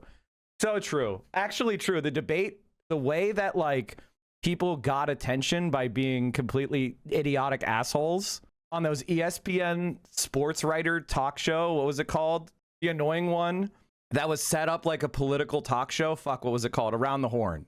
Holy shit. It actually ruined the way people talk about sports. Now everybody has to have some like extreme over the top emotionally laden take. And it actually has ruined the conversation about sport. You can't even have a conversation about sports. Holy shit. We can thank Skip Bayless and Stephen A. Smith, though, specifically. Yes. Oh, God. Or you're wrong around Brazil. Brazil is a good team. They're a top 5 team. That's a good team. How many, like, what is good to you? The best team? Only the top team is a good team? Are you judging Brazil against every other team Brazil has ever put up? No, it isn't LMAO. I know good has a lot of definitions, but adequate, satisfactory. Car is still in good shape. Conforming to a standard. Competent. I'm sorry. I didn't think that we'd have to look at the definition of good. But goddamn, dude. Good is better than mid. 5th best isn't mid. Oh my God. Do you know what mid means? It's a short for middle. Equally distant from the extremes. Being at neither extreme. You think top 5 is not in the extreme? This is so funny to me. I know, because I'm like, holy shit. No wonder we can't get our species on the same page about basic shit. You don't know what good and middle means. Guys, top 5, not good. Oh, okay. You got me. I can't believe I thought Brazil is a good team. Jesus, Lord mercy. Okay, we got to move on. Holy shit. Jesus Christ. It's about the nuances of the top teams, but also look at their qualifiers. If you hate first, you're last. So true. You're basing your opinion on a very bad ranking. There are 5 teams in Western Europe alone that are better than Brazil right now. It doesn't matter. Okay, let's just say I have a different use of the word good than you do. For me, good means a team that is competitive. It is near the top, not the best, right? Like the best is the best, meaning better than everyone else. For me, good means one of the top teams. Now, obviously, Brazil is not as good comparison to previous Brazilian teams, which were multiple World Cup winners, and they obviously got put out by Norway, which is underperforming expectations, right? But clearly Brazil has a good national team. But based on previous expectations, which are very high, they are not performing well. I think you might be addicted to internet hyperbolic language and you've lost a sense of what words mean. Like, and this is part of this is Donald Trump. Like, Donald Trump has made us use the best. Like, but you don't understand how to communicate a kind of a precise and effective way. Everything has to be communicated in maximum volume, super hyperbolically. And so when people say something like good, you're not able to like comprehend that I'm saying good in the sense that good means. You have changed your language to be hyperbolic, where if you're not best, you're worst, which is hyperbolic language. Language evolves, Mike. No, it doesn't. Like, actually, you are now entering some sort of like post-truth linguistic muddle where nothing means anything. You've got, and it's like, it's uncomfortable. Like, this is uncomfortable because we're not talking about something that I normally talk about. And you're being forced to like reckon with inability to make logical arguments, heavily emotional immaturity, and just like hyperbolic language is off-putting and antisocial, man. Here to clarify, ranking is pretty much useless. It contains only the squads actually playing international events. You do not qualify, your ranking is bad. But if the top national teams are the one's regions, the consequences are pretty clear. I'll give you an example of this talking about politics. I'm done with the sports ball because I don't want to lose respect for too many chatters, but we're getting there. And I don't want to crash out, but I want to show you what I'm talking about. Or maybe it's more with politics. Here's an example of something that happened yesterday with politics. So maybe you can see what I'm saying. I said, most popular active politicians in the Democratic Party nationally are all socialists. And Maya Luna, who is illiterate in much the same way as a few of the chatters here, said, not true at all. Lie all you want. It won't change reality. Oh, that's very hyperbolic. Like, I'm being accused of lying and it's not true at all. And then they posted some proof. Well, thank you. I like when people post proof. Barack Obama, Democratic lawmakers, most popular in the country. Now, I used words very precisely here, right? Because I can communicate. I know what definitions of words mean, right? So most popular, meaning more popular relative to other politicians. Active, meaning politicians that currently hold elected office or are attempting to achieve elected office. And then politicians. Politicians are the aforementioned people, right? Active politician is one concept. 4 words, very precise, easily communicated idea. And then I said in the Democratic Party, okay, these are politicians that caucus with or identify as Democrats nationally. So I'm talking about a national scope and are all socialists. So active politicians of national scope, the most popular ones are socialists. All right. She posts a image to try to prove me wrong, saying not true at all. Okay. Lie all you want. It won't change reality. Okay. So her argument is that there are no nationally popular socialist politicians in the Democratic Party. And furthermore, I was lying when I said that. I knew that socialist politicians are unpopular, and I was misinforming the audience. And she further argued that I was trying to create my own reality by misleading enough people that it will change reality, right? So she's accusing me of intentionally misinforming people for the purpose of propaganda. And then, to prove her point, she posted an image of a poll. Average 0 to 100 feeling thermometer rating with 95 confidence interval. DK next to each name is the share who opted out by saying they didn't recognize the figure. Okay. The most popular figure in the Democratic Party is Barack Obama. His score was 54. Only 6% of people didn't know. Now, Barack Obama is not included in my active politicians category because he's a retired politician. He is not running for office. He's not going to go and run for office in the future. He's a former president. He's retired. So people only think about Barack Obama in hindsight, and there's a lot of nostalgia there, okay? They're not thinking about Barack Obama in the same way. So I excluded him because I knew that Barack Obama is the most popular Democrat in America, but I don't think that's relevant because he's not running for office. He hasn't proved himself to be a very good campaigner, meaning he can't use his popularity and get somebody else to win. Like, people don't care about what Barack Obama says. He's not influential on politics. He's personally popular. His brand is valuable, but as far as politics, he's not really involved that much, right? So I intentionally excluded him by saying active politicians, okay? So then we go to the next politician. Second most popular national Democratic aligned figure, Bernard Sanders. Okay, seems like I was right. I guess it is kind of true. I guess I wasn't lying. And I guess reality doesn't need to change, Maya. Did you look at this before you posted it? Okay, maybe Bernard Sanders is a fluke. Well, then the next most popular is Zoran Mamdani. Oh, the most popular active politicians of the Democratic Party nationally are all socialists. Yes, Bernie Sanders, Zoran Mamdani, and then you have a few people which lower name recognition, like John Ossoff. 45% of people don't know, and they're excluded. So John Ossoff is well thought of the people who know about him, which is 45% of the country. Less than half the country knows who John Ossoff is. So that's highly engaged Democrats know who John Ossoff is, and they rate him highly. But if a bunch of people knew about John Ossoff, like most of the Republicans, they probably wouldn't like the guy. So he's not a national figure, so I don't count him. Pete Buttigieg is the only person who's competitive with Bernie Sanders, Zoran Mamdani, or AOC, right? But Pete doesn't hold office. And again, a lot of Republicans don't know who he is. He's well thought of by Democrats, and he's not a current politician. He wants to be. He wants to run for president again, but he's not actually an active politician. He's a kind of like potential politician who hangs around MSNBC studio all day. His popularity is fucking paper thin. He's not actually contending and making difficult decisions. AOC is having to vote on shit all the time. Bernie Sanders is having to vote on shit all the time. Zoran Mamdani has to make sure the potholes are filled. So they are actually in office having to deal with people being annoying as fuck and actually having to do shit. Pete Buttigieg are just hanging out in podcast studios all day. I hope he's popular.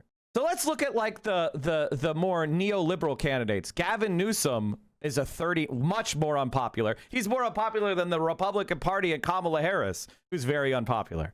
Chuck Schumer has a 30. Mike Johnson has a 33. So, in fact, Maya Luna proved me right.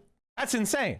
She said I was a liar who was trying to change reality, and there was no truth to what I was saying at all, and then posted an image proving me completely correct. I mean, like, what do you even say? And as I said, this is incredible. One of the dumbest neoliberal accounts on here tried to dunk on me, and the proof they posted proved me totally correct. Judge us by our enemies. All our ops have brain damage. Correct. And I'm sorry if you guys disagree with me on the red card or whatever. Like, it's fine. I don't think a red card should have been given. You guys agree with VAR. I understand why you feel the way you feel. You don't seem to understand why I feel the way I feel, which is fine. You're allowed to just be locked into your interpretation and not have any room for a different interpretation. That's okay. I think the overturning of the red card, from a point of view of an American fan who wants America to do well, it's great. From the point of view of long-term thinking, it's fucking horrible. And this was my point before I got fucking derailed. My point is that what Donald Trump did put a cloud over the entire tournament. And if the U.S. wins the World Cup, which is a possibility, even if many of you want to say it's not, any soccer game can be a tie that goes to penalties, and then the fucking team chokes. It happens all the time. Any given soccer game, even a big underdog has a solid chance of pulling it off. And there is no team that's so clear and far away better than every other team in this tournament that could not happen. The U.S. could get lucky and win this. Absolutely could. So could Morocco. The only team I'm sure will not win is England because they just don't have it. The only team that I look at that's still in the tournament and I'm like, they're definitely not going to win, it's England. Okay? It ain't coming anywhere. It's staying anywhere but home. 0 out of 10 rage bait. Well, of course it's 0 out of 10 rage bait. The only people that would be raged are England supporters. And honestly, there's only one team that is more embarrassing to root for. Well, there's two. I mean, being a Belgian supporter, like, holy shit. Holy shit. Belgium? That's not even a real country. And then it's England. Okay? Like, those are the most. Then everybody else I can understand. Okay? Argentina. Oh, that's probably the most sus teams to be a supporter of. 1, Argentina. That is the most sus team. If somebody's an Argentina fan, I'm like, that's the most sus team. Number 2 sus, England. Number 3 sus, Belgium? The fuck do you like Belgium for? Number 4, America. I mean, it's pretty sus to root for America. First time chatter, first time soccer fan, first time heartbreak, Mexico last night. That was one of my favorite games of all time. I was on the edge of my seat. I was yelling like a banshee. Honestly, what an amazing game. Really unfortunate Mexico choked, which they did. She doubled down multiple times. Yes, it shows 2, maybe 3 if you count AOC of the top 19 politicians are socialists. There's absolutely a desire for far left candidates, but nowhere close enough to say it's dominant aspect of the party or electorate as a whole. Notice that she's writing completely new sentences. So if we go down, the difference between El Sayed and Plattner, and why Plattner is a better candidate than El Sayed is perceived as a far left wacko. No, he's not. No, he's not. He's perceived as a happy warrior who's pro-Palestine and would be the most qualified politician in America.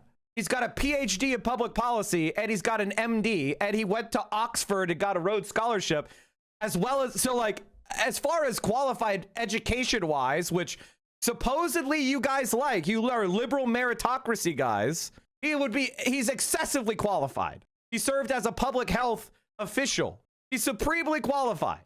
Like, what the fuck are you talking about? And obviously extremely high intelligence. Like, what are we even saying here? Plattner is perceived as a military douche with a temper. Voters love douches. They hate socialists. And I said they don't hate socialists because the most popular active politicians in the Democratic Party are socialists. So your position was voters hate socialists. And then I said, that's not true. They love Bernie Sanders. They love Zohran Mamdani. They like AOC. And now she's changing the thing she said to actually, he's saying it's a dominant aspect of the party or the electorate as a whole. I'm saying that being a socialist is not a deal breaker and that many popular politicians are socialists. So voters, ipso facto, don't hate socialists, which is pretty obvious, right?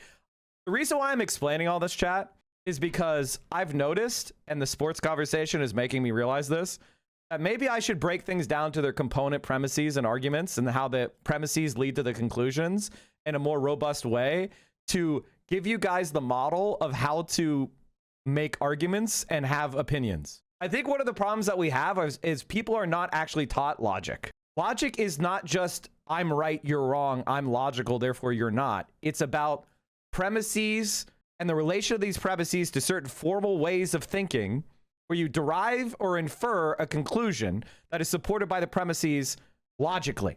And if the premises are correct, then the conclusion is correct through logic with a certainty. Okay? And I feel like a lot of people have a conclusion and then they backward rationalize and they use various forms of rhetoric to try to like socially enforce their opinion, which is not what I want you to do. I don't like that. That's actually what idiots do. That's what demagogues do. I talk to you guys about persuasion, rhetoric, you know, ethos, pathos, logos. But in order for your shit to make sense, there's got to be logos, which I thought with a bunch of autistic socialists, we would have had the logos locked down, but apparently not. So we're being a little bit slow here, and I'm working through the argument for you. There's a trend of hijacking and deflecting and out-voluming any point a person is making. Yes. Like, do you notice that the people that disagree with us don't actually disagree with us in a substantive way? Most of the time, they just try to attack our credibility. Like, look at the way people disagree with me. They're not saying that Mike is wrong, here's facts. They're saying Mike is a liar. Mike is a bigot. Mike is a white man, which, guilty. But that's not a reason to think that all my arguments are wrong automatically. That's insane. This is a good segment, genuinely. I mean, I'm sorry for trolling guys in sport because I understand sport is inherently irrational. That's why I watch it. Because people are largely irrational and emotional and they identify with things and then they rationalize backwards. I want people to do that with socialism. I do want people to do that with socialism. But I also want you guys to be logical, you know? Like, I want you to be able to back your shit up logically. I don't want you to just rely on identity and like social engineering and shit. That's bad. But we should have that tool in our toolbox. Like, you know, that's where we're at. That's what a white man would say. True. Mike, you are arguing with a woman. You are clearly a misogynist. Yes, I disagreed with a woman. I'm a misogynist. I disagreed with a person of color. That makes me a racist. Which is, by the way, not what intersectionality says. It's not what socialism says. That's actually what bad faith centrist idpol grifters and race hustlers say. Like, the people that are attacking DSA for being white while we elect black women as our leaders are trying to imply that we're racist against black people. And because they don't want to actually argue about the policies, because the policies DSA support will help black people more than white people on net. Now, why is that? Well, because black people have been deprived in our society because of racism. So if you make all public schools good, right now, white communities have better public schools than black communities. So if you're raising the standard of all public schools, you're going to necessarily be helping. Oh, what is this? Guys, look, General Sherman. We've been taken to every time Shermy goes into a bunker, I'm like, that's General Sherman's bunker. But that's General Sherman's headquarters. She's shy. Nice. Thank you. Thank you, Vio. Anyway, what was I saying? Yeah, my cats are General Sherman and Sticks. Standpoint epistemology is fine. The problem is that people misinterpreted its basic insight. People have different experiences that we should take into consideration, as having a different experience gives you authoritative insight that must be deferred to. Exactly. Exactly. No, he's totally right. Oh, God, he's totally right. Did you see that Asmongold says he wants the U.S. to be a Christian country and agrees with Christian values, laws, and culture? Does he understand that Gooner anime is not Christian, white Christian culture? Does he understand that that is the opposite of Christianity? Christianity is about modesty and celibacy. I mean, he's already got that in. He's already locked in on the celibacy part, but it's involuntary, right? Like he's locked in on the but he still has impure thoughts. You know, masturbation is illegal under Christian theology. Spilling your seed is a sin. Having lustful thoughts against somebody who is not your wife is sinful. Having sex with a person who is not your spouse in a non-procreative way is a mortal sin. So if he believes in Christianity, he would be a criminal. Anyway, what was I saying? Let me just finish this point. Anyway, that was that. Thank you, everybody. I'm sorry for trolling you guys so hard on the soccer shit, but you guys were bothering. You guys were arguing poorly. We need to shape up with your shit. In the future, when you're feeling frustrated with somebody making an argument and your reaction is to say they're wrong, you're being emotional. If somebody being wrong is a conclusion that requires premises and evidence. So if you want to say, if somebody's up there saying something and your response is, no, you're wrong, you're being emotionally immature. You need to say, you're wrong because, and therefore, and thus. That is how you should be having conversations, at least with me, right? Trolling would imply you don't actually believe what you're saying. No. The way you present something, it could also be trolling, right? Trolling is just attempting to get a rise out of people. Doesn't necessarily mean that you disagree with what you're saying. It's just your intent to get a rise. That's what makes it trolling. You suggested your chat is autistic because you were mad about them arguing back. No. That's not why. Not why. It's the way that they were trying to argue back. The rigidity of their position. That's indicative of black and white Manichean thinking, which is indicative of autistic traits. Autism involves a lot of black and white thinking. So having the idea of, I disagree with your interpretation because I believe that the play was reckless and the studs raking the back of the opponent's ankle was a high risk of injury. Therefore, I think it is a red card and the red card was righteous. That's fine. You can have that position. In fact, I am okay with you having, but having that position of, and you cannot have any other opinion, that's where it's rigid. That's where it's black and white. You understand? Manichean. Sorry, did I say Manichean? Manichean. You understand? English lawmakers are calling for their player to be unsuspended now, citing the American example. True. And this is my problem. And this is why I hated it. Because now the entire tournament is going to be annoying as fuck. Everyone's going to be complaining and whining, and it's going to have a cloud. Like if the US beats Belgium, there's going to be a cloud over it. It actually ruins the tournament. So even though I disagreed with the red card, and you're allowed to disagree with my disagreement, they should have kept the suspension because it ruins the fucking tournament. It undermines the legitimacy of the tournament. It ruins the games. It causes everyone to be complaining all the time about rules and referees instead of enjoying the competition. As a Bosnia patriot, when you come at my team, I'm biologically inclined to argue with 25% emotion, 5% reason, and 70% Rajka? I don't know what that means. I don't understand Americans saying they disagree with the red card. You barely watch football. Okay, motherfucker. I have been watching football since, 2002? Get off my ass. The suspension should have been lifted the day after the game, and FIFA should have said it's because VAR was improperly used to give the red. Well, no. But that's not what they did. Okay, we're not talking about this anymore. We're moving on. I was already out of this stun lock, but we're getting drawn back in. because chatters are saying dumb shit. I'm just gonna time you out from now on because I don't. This topic is actually now boring. It's actually now boring. I feel like I'm just reiterating my point. It's actually just stupid. It's actually just a stupid argument. I'm being very indulgent in the worst kind of way. Actually indulgent in the worst kind of way, which is I'm allowing myself to be one guide. I don't normally do this, but I actually let myself get one guide. I got counter trolled. I want to take my hat off to the chatters who counter trolled me. I deserved it. I actually deserved it. You fucking won. You got me. You actually got me. I deserve it. I took the bait. Can you link me that, Void? Chat fucking out trolled me. Okay, can we talk about something that's actually important? Did you talk about DSA surpassing peak devs socialist org membership? No, but I did predict it. Like, I want to live in a Christian country. That's right. Is this something like I don't want to mandate Christianity. I don't want to make people have to be Christian. I think like a lot of the problem with dealing with like somebody like Asmongold is I don't like the R slur. I think it's a good thing that people don't use the R slur. I don't want to say like low IQ. I think it's misusing IQ. But when you look at somebody like Asmongold, you could very clearly understand that his brain does not function. He is not a rational human being. He doesn't present arguments. It is just like animal noises. Like he is actually not on the same level as people with like the ability to communicate. He's really not. And so instantaneously when you listen to him, everything he said is stupid. It's profoundly stupid. Like he can't put together 10 words without it being mega dumb, medically stupid, like diagnosably stupid. I want to live in a Christian country, but I don't want to mandate Christianity. That is a contradiction. That's a contradiction because if you are in a Christian country, it means you're going to be mandating certain values, certain norms, certain expectations.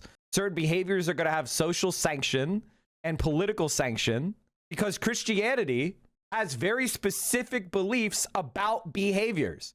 For example, having sex outside of wedlock, children being fathered outside of wedlock, masturbation, pornography, video games, all the music, all that stuff will be heavily censored and regulated under a Christian set of mores. Now, either you believe in it or you don't, right? Being gay will be proscribed. So either you want to live in a Christian country or you don't. But see, the thing is, he's a LARPer, but he's also he's a hypocrite. So he doesn't, by the way, going to church, mandatory. If you read what you're supposed to do is you're supposed to go to church. Like, for example, if you're Catholic, you're supposed to go to church. It's mandated every Sunday and all the high holy days, all the feast days, mandatory. You're supposed to tithe. I want to say it's like between 5 to 10% of your income is supposed to be donated to the church. You're supposed to make sure you are have every sacrament. You're not supposed to be married outside of the church. And all your children need to be baptized. You need to be confirmed. You need to regularly confess your sins to a priest in person. Again, how many people actually do that? How many Catholics actually do that? I am, by the way, baptized. I've had communion and I'm confirmed. So I am like more Christian than you are, Asmongold. I can literally go to any Catholic church, walk into a fucking confession booth and walk out. And my soul is in perfect standing with the Catholic Church. I'd have to do some penance probably. That might be a pain in the ass, right? But I'm pretty much in good standing. I don't have any, mortal sin. Well, I probably have some mortal sins in there, Won't be a pain. When I'm old, that'll be like, oh yeah, bingo, bango, boom. Throw me some rosaries and I'm going straight to heaven. Does this guy look like do you guys think his mom cared enough about him to get him baptized? Honest question. Do you guys think his mom and dad cared enough about him to get him baptized in any church? The answer to that is no. You know what I mean? Like my parents actually loved me. So when they believed in Catholicism, they wanted to make sure we weren't going to hell because they actually believed in it, right? So they said, we believe in this. Therefore, we are going to make sure all of our children don't go to hell. You understand? Even if I don't agree with that or whatever, or I'm not a practicing Catholic now, my parents going through the rituals and going through the procedures is a sign of their care, even if it is misplaced. I wish they had spent more time, I don't know, doing something. My parents were pretty good parents overall. They were a little bit, they believed in corporal punishment. And they were a little bit, you know, my mom was like 22 when she had me, so she wasn't extremely mature at that age. I mean, but I can't imagine having a kid at 22. That's fucking insane. So I would say she did pretty well. Like, my mom went to college when I was 5. That's pretty badass. Christianity isn't inherently bad. Big surprise that a religion only becomes bad when used to oppress. I mean, Christianity is the religion of the marginalized. Like, the reason why Christianity spread is because it was the original marginalized communities. That's why Christianity spread, is because it would go to a new place and say, are you being treated unfairly by this existing hierarchy? It was an inherently revolutionary religion. It would spread to places, and everybody who was poor, everyone who was marginalized, everyone who was outcast found communion and hierarchy, found like legitimacy and support. That's the point.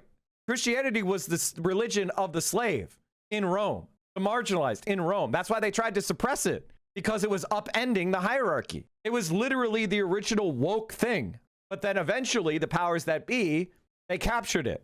And they realized that it had better, you know, properly controlled, it would be better for their own power if they made a compatible version of Christianity that they then mandated with the state. Classic elite move. But the religion itself became prominent because it's woke shit. But I want to have the laws and the culture and the predominant religion of the country be Christianity. Does that make sense? I would never force anybody into a religion, and I think people can enjoy other religions if they choose to, but I think these should be minority religions and not the overall religion. So he wants America to be Israel. That's what he's saying. He wants America to be Israel. God, this guy is the most Israeli-coded motherfucker of all time. I just want you to see what my point of view. Aren't you an atheist? I am an atheist, but I recognize that I enjoy the privileges of Christian culture that I grew up in and that I recognize, and I don't want my country to change away. I don't think you have any idea what Christian culture is. Legitimately, I don't think he knows what it is. I think he's using Christian as a placeholder for white. I don't think he's saying Christian. From the way it was whenever I grew up. And I want, you know, people, the next generation, to grow up in the same way that I did. Like, I want to live in a Christian. Bro, your family were welfare spongers. What do you mean grow up in the same way you did? Your mom was sat there, not working, getting disability, and you were able to have a home because housing was so cheap that she was, like every other boomer, she was put into a house and she never worked. Like, what the fuck are you talking about? You are the ultimate welfare. Like, if there's honestly, like, your mom is the welfare queen that everybody talks about. Unironically, Asmongold is exactly the bottom 2% he talks about. Insane. First guy to pivot to this LARP without a rape charge. Well, that's because no woman will willingly go around him. Also, he's too out of... Never mind. I'm not going to get into it. I'm not going to get into it. But, like, I think most people are scared off by the smell, so they never, ever, you know, get into that position.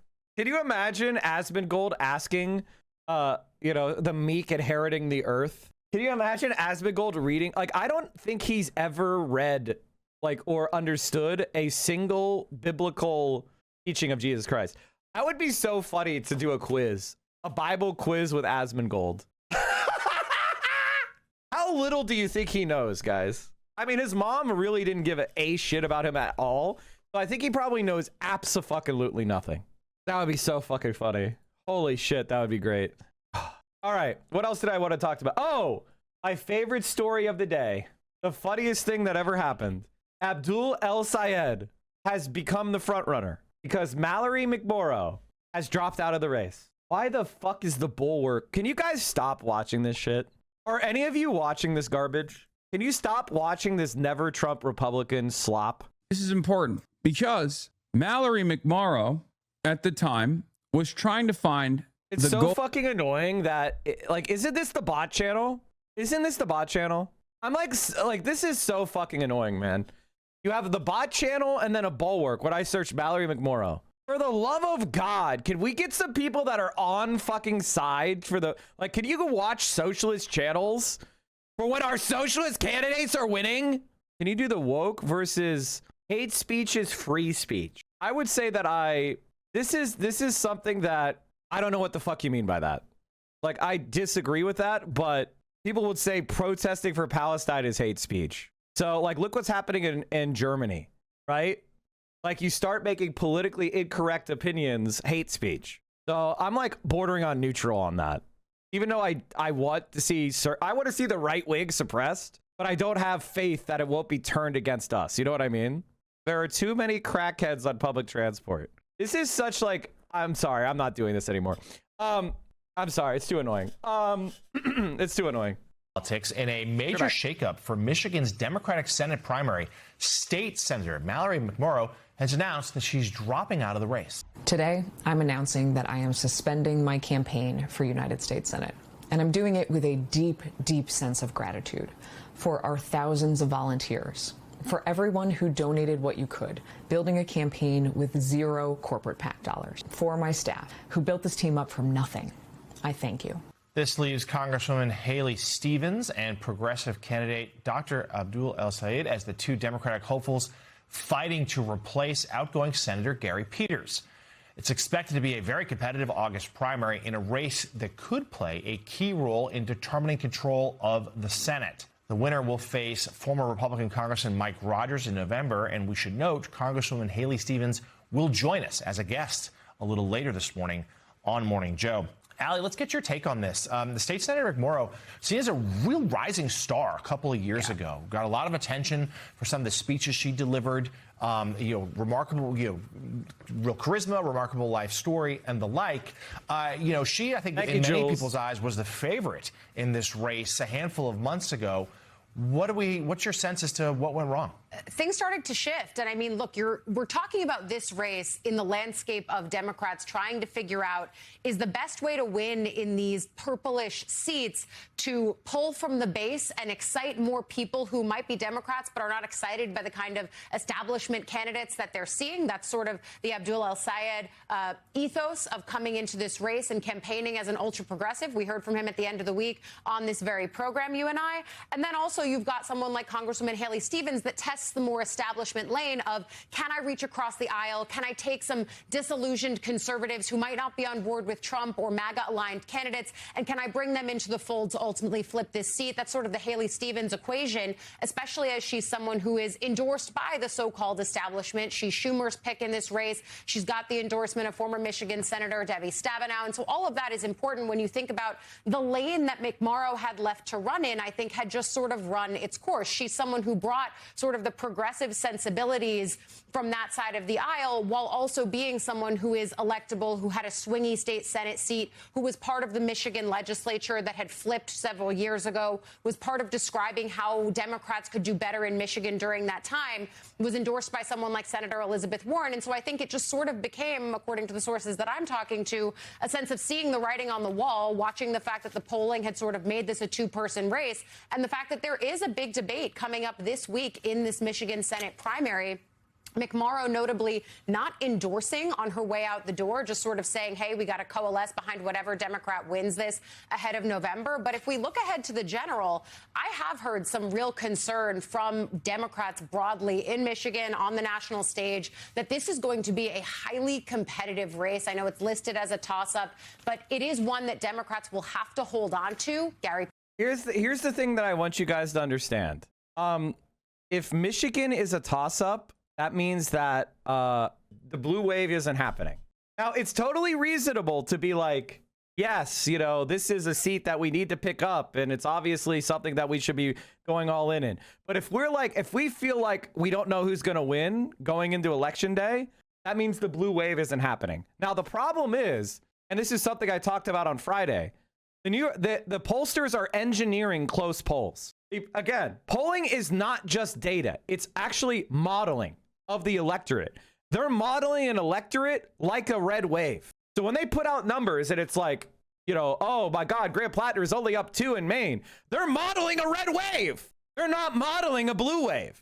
If they modeled a blue wave, Grant Plattner would be up 12. What do you guys think is more likely? We're having a red wave or we're having a blue wave? But they're modeling it like a red wave because they don't want to get it wrong again where they underestimate Republicans. So they're boosting Republicans. That's what's happening. That's why I was able to tell you Claire Valdez is going to win by 20. Or I told you she was going to get 55. She got 56. I told you that Brad Lander was going to get 65 and he got 65.8.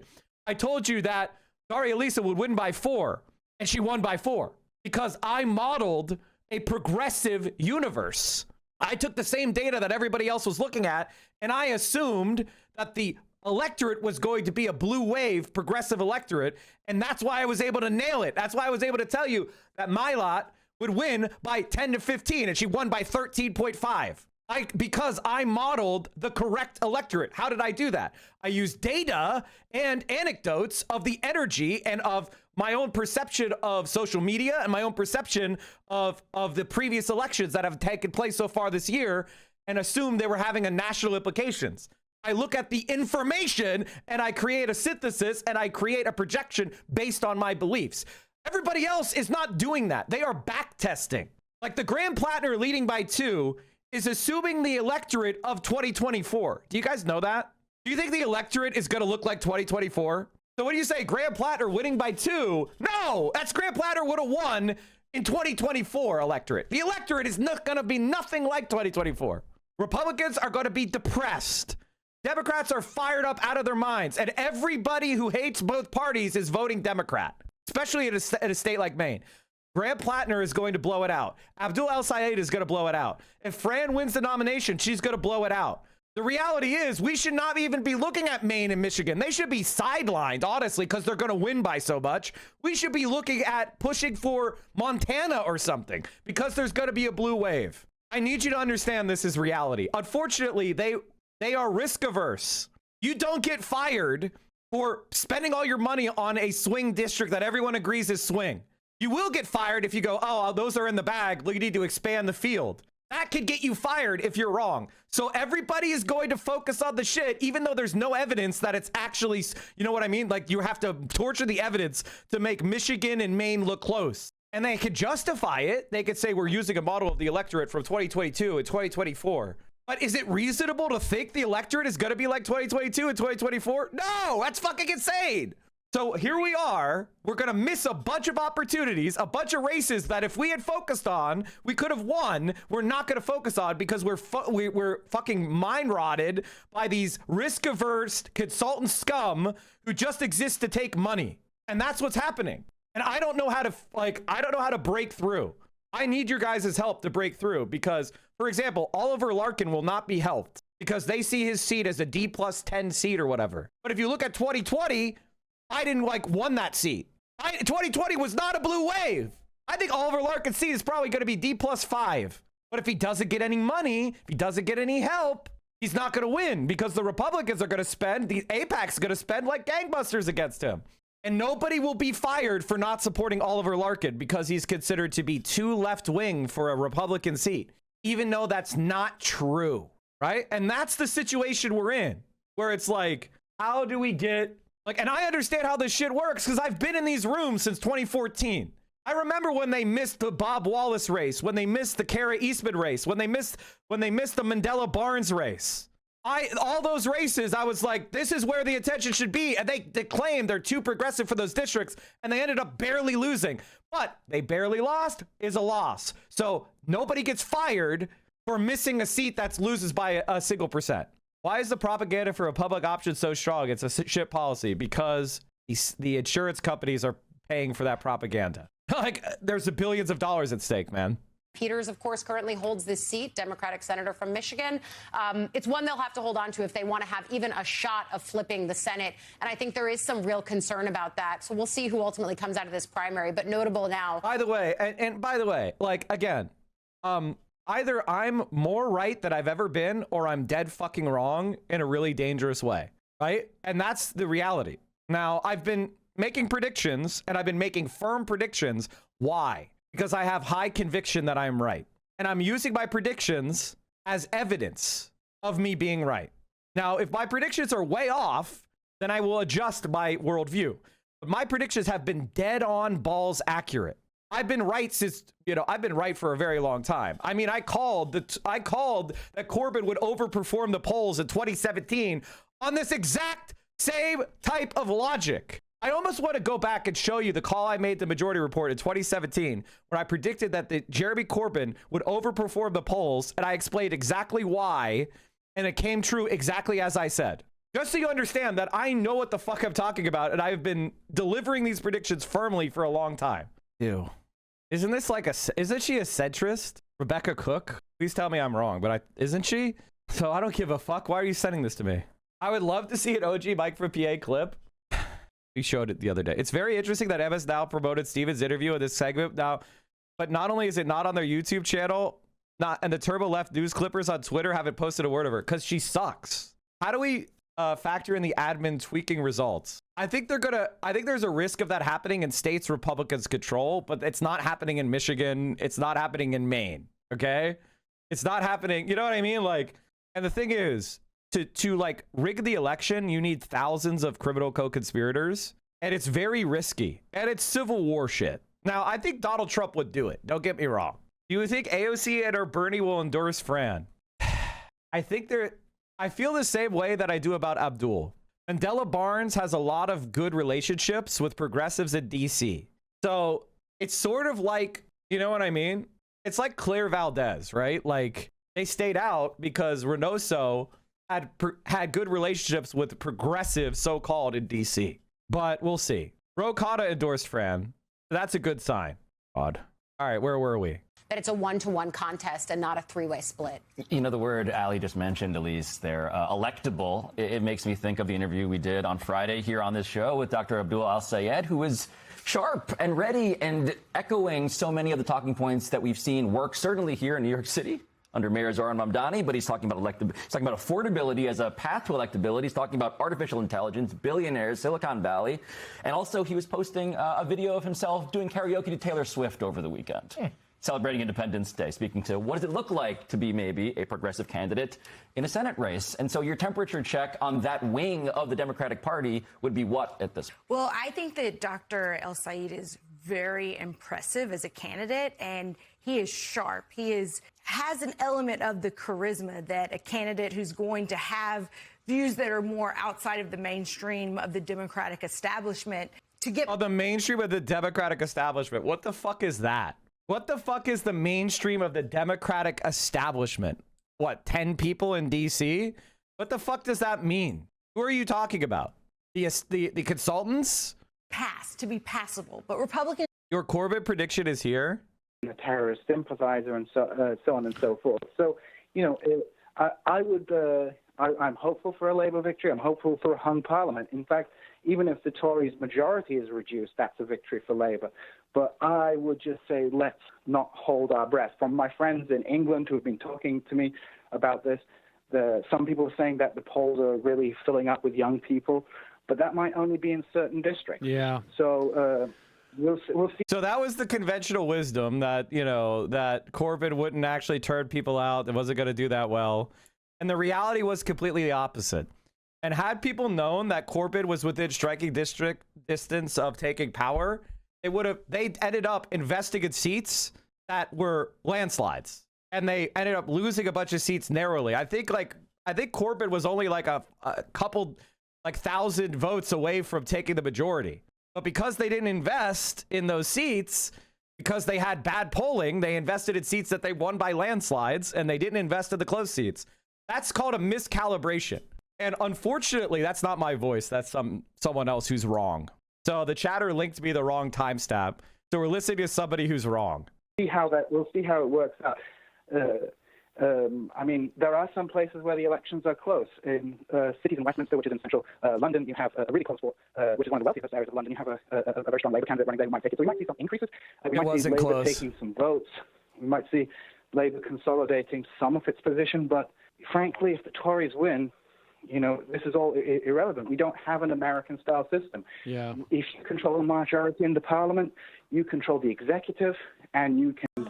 I just don't see any. You know, I'm seeing Mike this evening. You might be right, but appreciate the. Take care. Bye. Hang in there. You gave me the wrong link, bro. This is like minutes off. All right, working on the link. Work on the link. I don't want to scrub through the video. Strategists see this as a race that they're salivating for, because then this becomes the Texas disaster that they have. All right, all 5,000 of you, wait. I'm going to scrub through a video now. Everybody wait. This is going to be really good. Let me scrub through the video. Are you guys ready? You guys sit down and hold. I mean, you guys could do it, and therefore we could keep talking about shit, or I could do it. Okay, let me just... It's depressing. It's not improbable either. Calling from a 610 area code. Who's this? So in other words, they're depressed. They think that Corbyn is going to do bad. Calling from? Sam, it's Michael from PA. How are you? Michael, what's going on? I wanted to talk a little bit about those polls that your previous caller was just looking at, because I've bought some polls and ran campaigns myself, and I can tell you, I kind of think you should be more optimistic. Without getting too technical, they have a very harsh likely voters. We talked about this back when the election of Donald Trump happened. And they're also, on top of that, applying a 2015 likely voter model where they downweight pretty much every young person who says they are extremely likely to vote. So first they have to say they're extremely likely to vote, and then they still downweight young people. And if you look at, that's very unusual. Basically, that doesn't happen in the U.S. We don't add that additional weight. And the reason why they're doing it is... By the way, now we are. The New York Times under Nate Cohn, I talked about this on Friday. Now they're doing that. They're doing exactly what I said we don't do in the U.S. today in the UK. So that's why I know Graham Plattner is winning by 10. Because they are actually downweighting. If you are a white, non-college person and you say, I voted for Graham Plattner, the New York Times is downweighting your response. They're saying you're not like other non-college white people. So when you say you're voting for Plattner, that's unlikely. So you must be weird. And they're making your response count less. That is literally true. They admitted it in the New York Times article by Nate Cohn explaining changes they're making to their polling. What's their incentive for doing that? Their incentive for doing that is they underestimated Donald Trump in the elections. In 2016, and 2024, and 2020, they underestimated Donald Trump's performance with non-college educated whites because there's a non-response bias for people that support Trump, that are lower propensity non-college voters. Again, does any of this make sense? Am I just speaking gibberish? You guys got to let me know. Like, ask intelligent questions if this sounds like gibberish, because I don't know what you don't know. And I'm really trying to make you guys confident because this is very important. Is this good or bad for the cause of more left candidates if that's occurring? It's good in the sense of we're going to win a bunch of races that you guys are worried about by a lot, but it means we're going to miss opportunities that we're not trying because we don't think they're close when they actually are. So, for example, Oliver Larkin can win his seat, but the DNC does not consider that race winnable if he wins the primary. So they're going to deny him support, and they're going to tell every progressive organization and every union not to play in that race because it's a lost cause. But in fact, it's not a lost cause. And if we had a good campaign, he would win. So what they're going to do is they're going to steer resources from races that we could win, where the resources wouldn't matter, to races that we're definitely going to win, and the money is just wasted. That is what is going to happen. I'm telling you, that's what, like, Abdul El-Sayed and Fran and Plattner are all going to win. If they get the nomination, they're all going to win. Those seats are locks. Now, obviously, something weird could happen if Graham Plattner has some rape charge or some, if something happens out of left field, then that could happen. There's always a risk of like some event, but notwithstanding some event happening, they're going to win. And the DNC is antagonistic to progressives winning in swing districts because it undermines their corporate argument.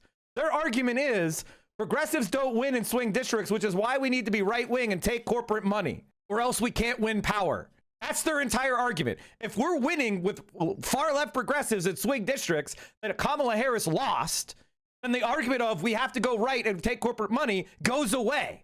And in fact, going left is actually the smart move. Because when we get power with left-wingers, we can actually pass policies that make the Democratic Party more powerful in the long term. Like, for example, the more stronger unions are, the stronger the left is. The stronger, like we could do things like add DC and Puerto Rico. We could have public financing of elections. We could have, ban political gerrymandering, which will make the districts fairer. We could do proportional representation, multi-member districts. We could do things to make the Republicans the marginal party they actually are democratically. Again, this is why they don't want us to win, because they like having it be 50-50, because that means they get to make a lot of money from corporate money. If we have an FDR-style realignment, then there's going to be less money spent in political campaigns, because it goes without saying the left is going to win. It's going to be like Mexico. If we have 65-70% of the popularity then there's less money going to campaigns because they can't fucking win, and so it's a waste. What if they ideologically disagree with going left? Why is it ideologically illegitimate for a liberal party to view liberal policies rather than socialist ones?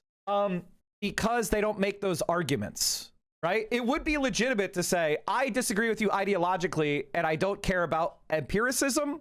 I don't care about facts. I am an ideologue, and I'm locked into my neoliberal policies, no matter what the evidence is for electability or outcomes or human flourishing. I just believe what I want to believe, and no facts can change my mind. Well, then nobody would support that, right? Like, because ideologically, the American people, through overwhelming majority, support progressive policies down the board. Jules, link me your tweet right now of you going through all the policies of the support levels. So if we're just going by democratically, the American people want progressive policy X, Y, and Z, we would have a social democracy in America if we were a democracy. Meaning we would have free college, we would have high-speed rail, we would have social public housing, we would have a $15 or $25 minimum wage, we would have unionization, sectoral bargaining, we would have a Green New Deal, blah, blah, blah, blah, blah. Like, we would have that if we had a majority rule. We'd have high taxes on the rich, raise tax on corporations, defund the police style mental health responses to 911 calls, 2% tax on the billionaires, raising taxes on corporations and billionaires, implementing free childcare from every child from 6 weeks to 5 years, 66% approval, freezing rent, 65%. Network of government-run grocery stores, 57%. Minimum wage to $30, 56%. Permanently eliminating fares on public buses, 53%. I mean, this isn't even, there's like, you put Medicare for all and all sorts of other shit. This is just Zoran's policy, but you get my point. And by the way, Harry, there will be another story on Maine's Democratic Senate. I'm hearing things about Anthony Emerson. See what I mean? I'm hearing things about this guy. It's pretty bad stuff. Guys, he canceled a campaign event. Guys, he canceled a campaign event. Well, except people cancel campaign events constantly. This is totally normal. Sometimes you double book. Sometimes there's not enough of a response. Whatever the fuck. This happens all the time. Maybe the venue has to close because there's flooding. Who gives a fucking shit? That's not a report. That's a nothing. That's just a way of spreading the idea there are rumors. Not even spreading a rumor, but spreading the rumor that there are rumors. That's literally bullshit. Well, it's things that we've all heard. Medicare for all, college for all, housing. Like, there you go. 63% support tuition-free college for all, and rent control. 75% of Democrats and 55% of independents and 46% of Republicans support. More Republicans support rent control than oppose it. Do you understand that? Do you favor or oppose rent control? 46% of Republicans favor. Doing all that with a 32-hour work week. It's a virtual 32-hour work week. 57% support. Wish list on a college freshman dorm room. You'll pay for it by, of course, taxing the rich and tax the rich. 95% of Dems and 75% of independents and 48% of Republicans think we should raise taxes on billionaires. Why don't we throw in the Green New Deal and free Palestine? Green New Deal, free Palestine. I mean, like, along the way, socialist of America. In 2015, they had a miss. They predicted hung parliament, and Tories had a majority.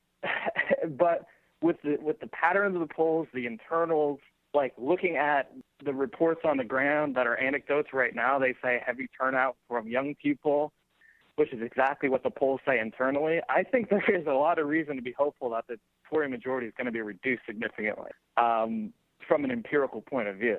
I just don't see, the idea that there's that much shy Tories and that young people are really going to say they're going to vote. Yeah, this is my terrible cell phone. They never previously had done that before. Now link the next day, chatter. Link me the next day after the election happened. You may be right. That is the one thing that I think it's just so very difficult to determine these days, right? It's just sort of like what. By the way, notice that I made a testable prediction that I put my reputation behind. There are not shy Tories. The way the pollsters are adjusting it is incorrect. This is why I believe that. Because they're doing things that we don't do in America, which is adding a percentage to whatever the Tories get because of a so-called shy Tory effect, a excessively harsh likely voter screen that is filtering out people that say they are going to vote, who are saying they're going to vote for Corbyn. So they're doing all this shit, and it's incorrectly giving people the impression that the conservatives are way ahead when they're not. I made a testable prediction. I gave you my empirical reasons for believing it. I gave you the arguments, and I stood firm. And I said, this is why I believe it. I didn't go fucking, I didn't like hedge my shit. I stood on business, and either I'm right or I'm wrong. So can we get the link for the next day? Do the pre-existing models, do the models that we're using to anticipate voter turnout and what the election Nice, mostly like. cheddar. I mean, it's just we're in just a very strange era, and Well, I think have two pieces of data that first of all, Corbyn registered 1 million young people, which was double what they registered in 2015 after they announced the snap election. So in the 6 weeks, they registered 1 million young people. And there actually was a recent polling miss towards the left. It was in France. Macron outperformed his poll by 4 points, which is a huge miss. But because it wasn't a fascist, no one cared. So, if Donald Trump actually... Mike from PA back then said Macron was to the left, when in reality, he's the same as any other corporate, centrist, fascist, light, radical centrist. 1 or 2 points in very specific states. And because of the Electoral College, things went wonky. Anything could happen. I could be wrong. That's definitely the wrong. We're going to find out tomorrow. But I think if there's going to be... So do we have the thing where I was right, chatter? Do you have the link from when I was right the next day? Mistake. There's going to be a mistake. It's going to go the other way. It's going to be towards labor. Yeah. Yeah, it's going to be towards labor. I don't think he's necessarily going to win a majority or anything crazy, but... You think it's going to be closer to 2%? I think it's going to be like 8. Yeah, I think it'll be tight, and if she's at 340 or 350 or getting close to that hung parliament, seems more realistic to me than like 380 or the crazy shit people are saying. Well, we'll find out, Michael, tomorrow. I got to jump, all right, but I appreciate the call. We'll see if I'm an idiot. Okay. Thanks. Well, I mean, this is, I don't know, it's a good story. So I said that I said they would get 340, the conservatives. They got 330. So I was a little bit, by the way, it was 2.3%. I said it would be 2%. Oh, I think it was potato. Yeah. On the board. Yeah. And he goes, no. Forgot the E. Yeah. At the end? Yeah, I can't remember what it is. Even I know that. And Jesus. What happened 2 years later? Did I predict that there would be an overperformance of labor in 2019? No, I said that they were being checkmated by Brexit because it split the labor base. A lot of the kind of red wall ancestral labor voters were intrigued or supported Brexit. So it split their base. And people believed that he was an anti-Semite because there wasn't a same level of skepticism of Israel and its, operations. Labor Friends of Israel sabotaged the election, et cetera, et cetera. We have all sorts of reasons to believe that. And the lesson of Corbyn 2019 is, if you get in charge of our party, purge every Zionist. Now, AOC, the problem with AOC is she's not going to do that. That's what worries me. There's an E when it's plural, so it's, But it's still a major fuck up. It's just one of those moments that I suppose could have happened to anybody, but because it fit the narrative of that guy. In first grade, I spelled of O-V-E on a spelling test. Fucking moron. Paul Mason on how Twitter. do you spell of? Contagious Chameleon. Paul Mason on Twitter said the UK killed neoliberalism. Jolly good. Also, this guy is the opposite of a glum bucket. I was actually just thinking that, didn't Obama say he was campaigning through 58 states or something? He said something like that, and Republicans always used it to be like, see, he's just as dumb as fill in the blank. And of course, this has never worked because Obama's just not a not dumb part of the guy, narrative, so right. it doesn't work. Right. You calling from a 610 area code. Who's this? Where are you What do you calling mean you from? can't change the URL? What do you mean? You just right-click and you clop the URL at current time. What do you mean you can't change the URL? 610. Sam, it's Michael. How Michael from Pennsylvania. Well, you're going to get one of these too, buddy. 'Cause,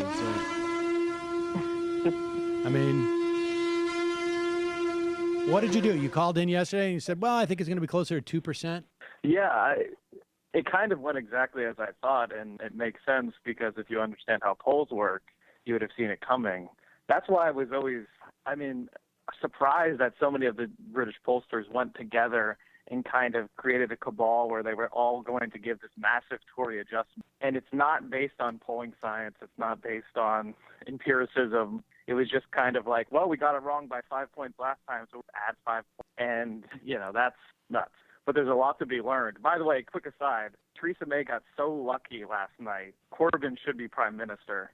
But there were some signals crossed because of these false polls. People didn't think that it was a possibility, so there was this strategic voting done in Scotland against an independence referendum number 2 by left-wing voters who actually voted for the Tories because of that one issue. And that's the only reason why Theresa May is still existing.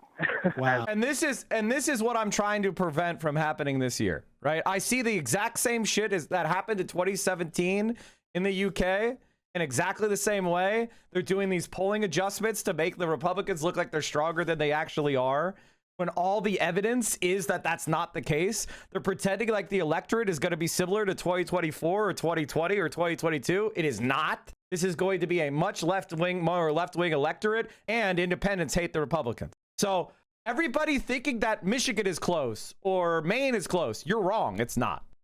They're going to win by a lot. They're going to win by a lot. The question is whether we win Iowa. The question is whether we win Texas. The question is whether we win Ohio. The question is whether we win some other reach states. And the problem is that we're going to be spending so much time and energy and effort. Now, obviously, I want Abdul to win. I want Fran to win.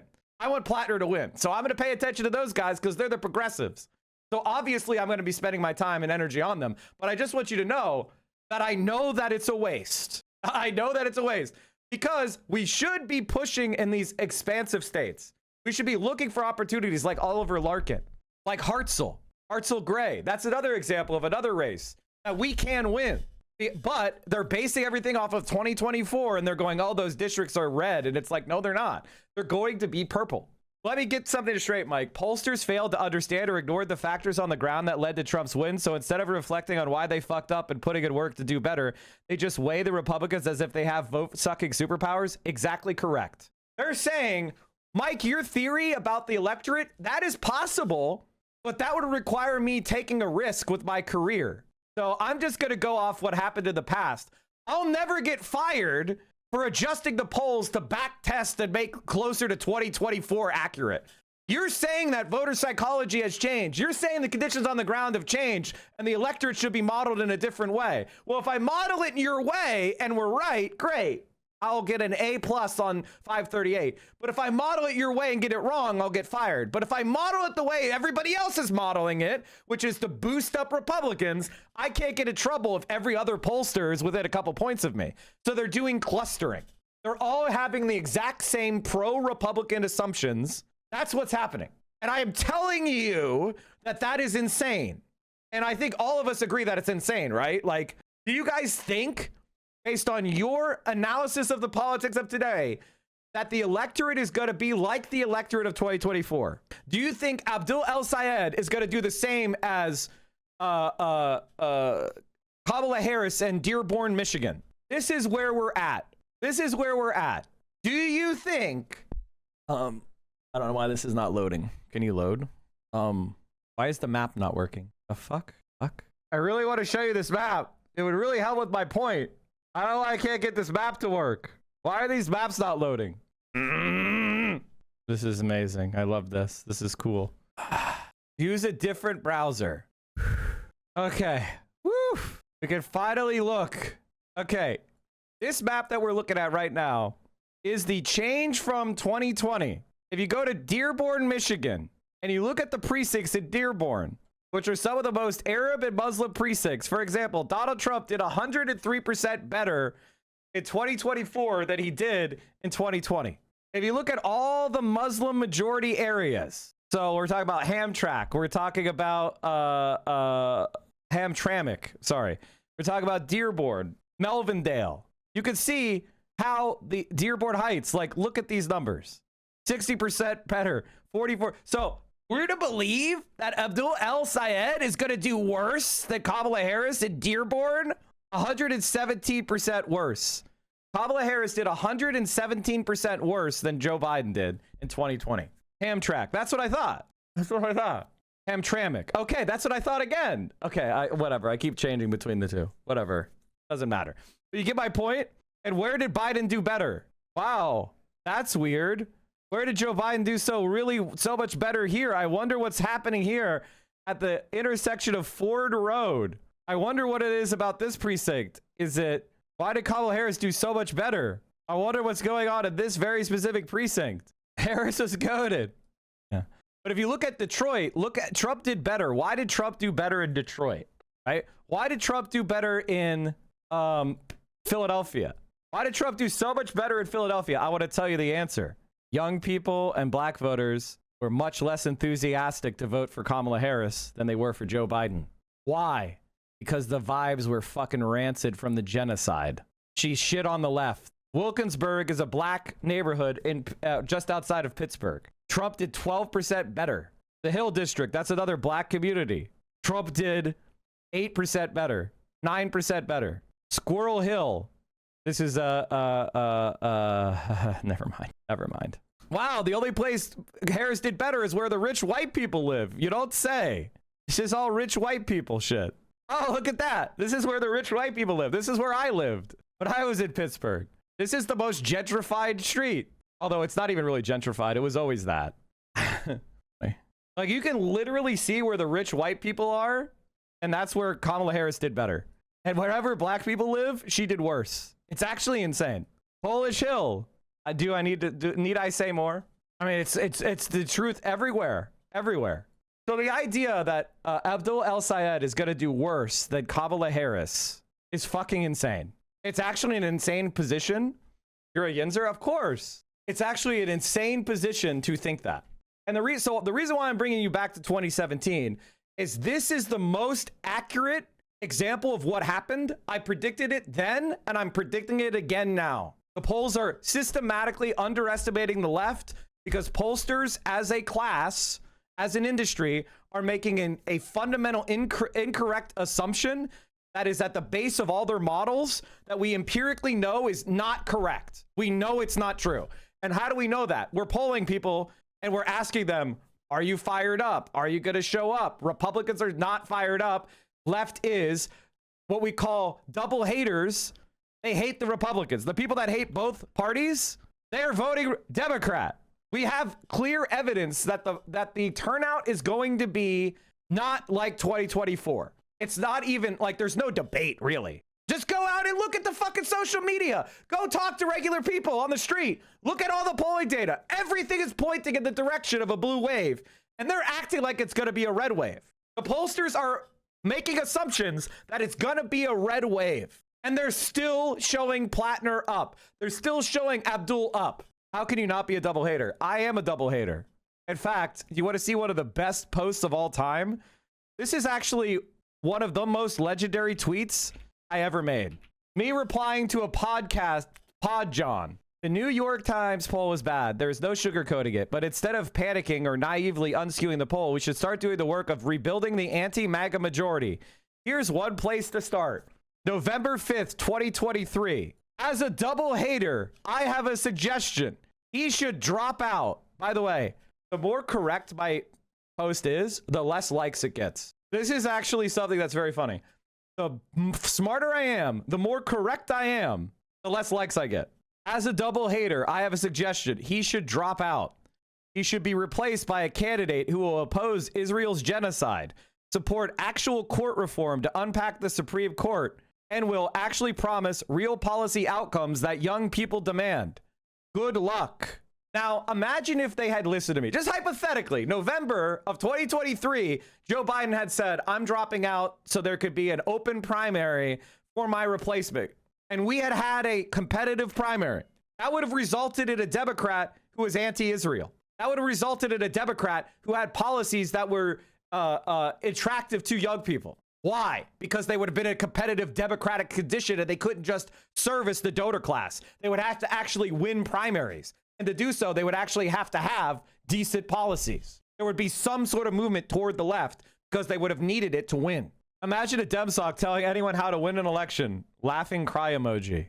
People who think war casualties numbered into the thousands is a genocide are hyperbole addicts who have useless opinions. Oh, he should drop out and be replaced by a candidate who supports all the things you personally support? Yep. I'm one of the voters that isn't sold on him. You are, so you get ignored. Sorry, that's politics. God, I love my fucking tweets. I find court unpacking to be interesting.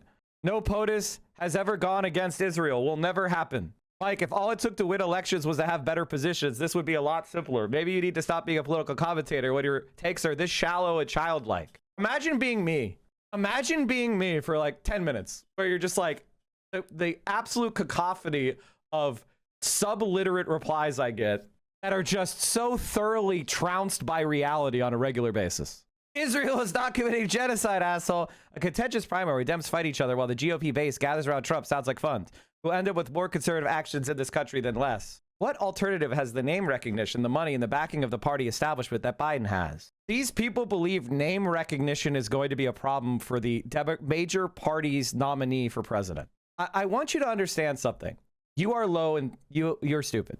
You are not bright. And I mean that to in the most insulting way possible.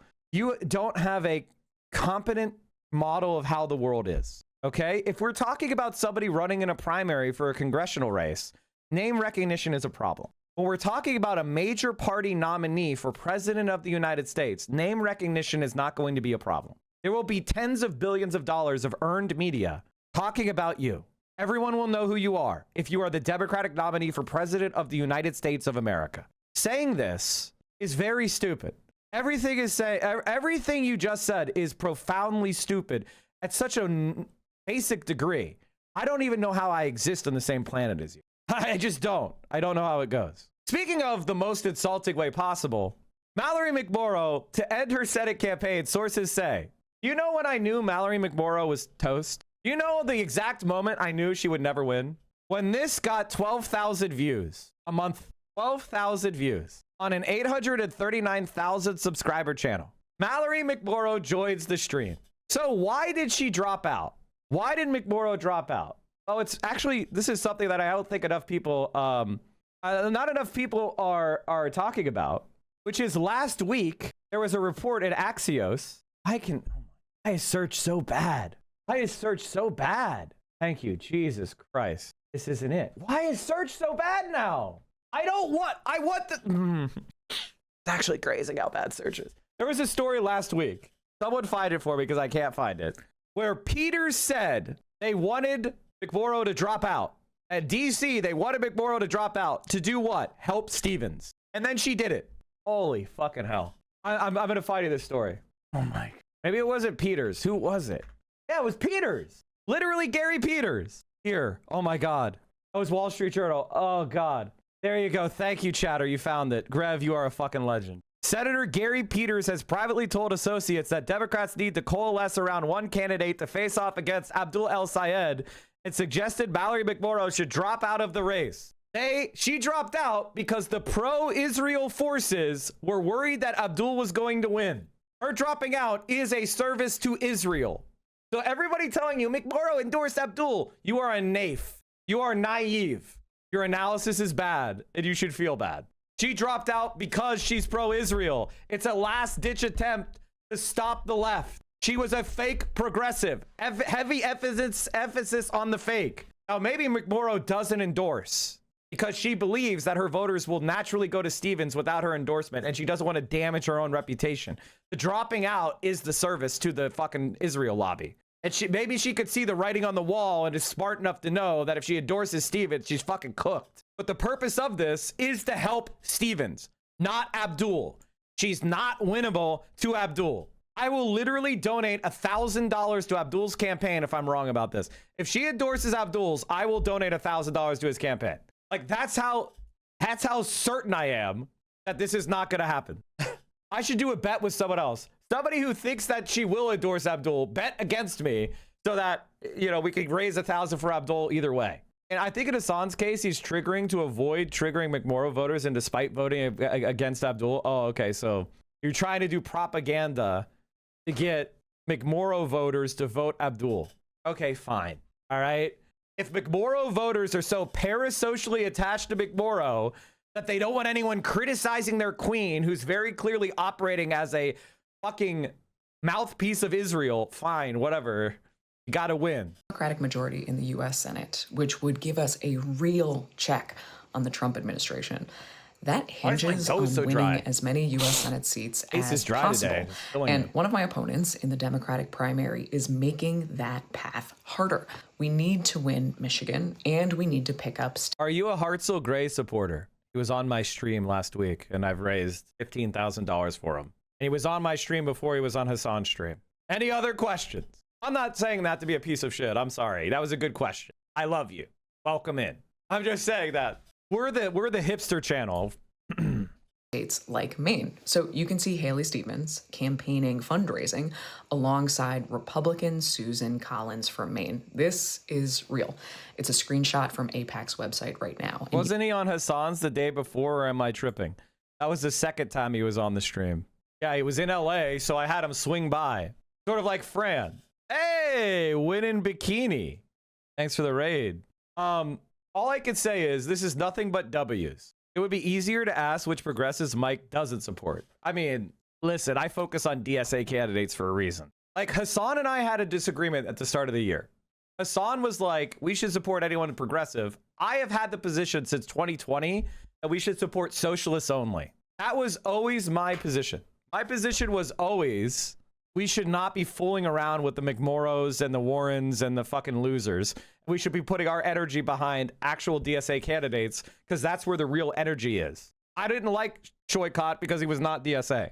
I didn't like Steyer because a billionaire progressive doesn't compute, right? Like, that's like, you know, I ultimately decided that they were lesser of two evils votes because Connie called us racist, but I was like staying out of those because I didn't think they had a good shot because they weren't part of our movement, right? They were adjacent to it, and I think their policies were good. And like, see, I think Plattner and Abdul, the problem with them is that's why I like Fran, because Fran is a statewide socialist. And as much as I love Abdul and Plattner, they aren't. And like, that matters to me. you can see that it was authorized by both of the candidates. So we've got Haley Stevens, who cares more about just winning her election, even if that means... If I was Abdul, I wouldn't do something like join DSA at this point, because he built his movement from without it, and just adding an organization onto your campaign late when you're already winning is just a risky move for no reason. You know what I mean? Like it doesn't, because then any DSA crank, you have to like start dealing with their fucking support. Whereas with Fran, she's there because she's DSA. So she's willing to tank the cranky DSA posts because she is where she is because she's DSA. Same thing with Daria Lisa. Same thing with Claire, right? They're there because they're DSA, which is why I want more candidates like that and less candidates like Plattner and Abdul. Although I love them and I'm going to support them and I love Abdul. I'm just saying that the one problem I have with him is he is not DSA. And I think he's awesome, but you know, for me, I want a socialist party.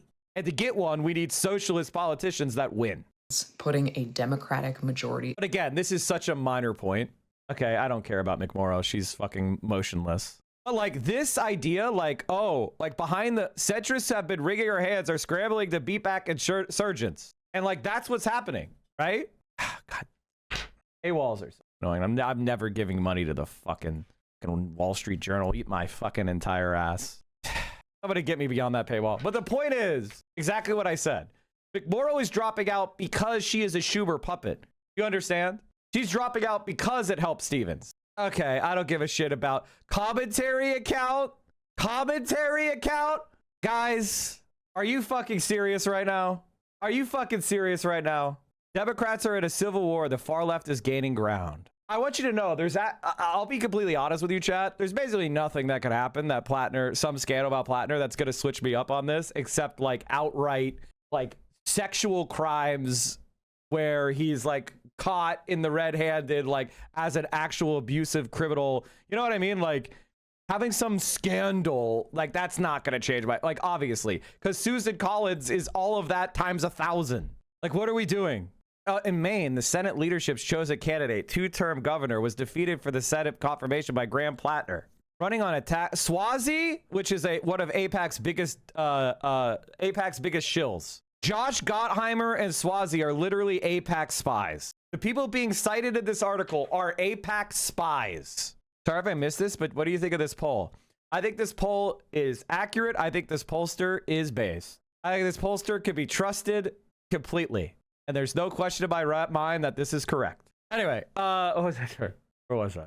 Senator Gary Peters isn't seeking re-election. While he was remain publicly neutral, he has told associates that he believes Democrats need to coalesce around one candidate to face El Sayed in the primary and suggested McMorrow needs to consider dropping out of the race. A spokesperson for Peters declined to comment. A McMorrow spokesman said the candidate was looking forward to talking to the only people who decide this rate, Michigan voters. So this article dropped June 26th saying Peters wanted to coalesce around a one anti-Abdul candidate. And then what happens? What happened next? Within a week, Mallory McMorrow drops out of the race.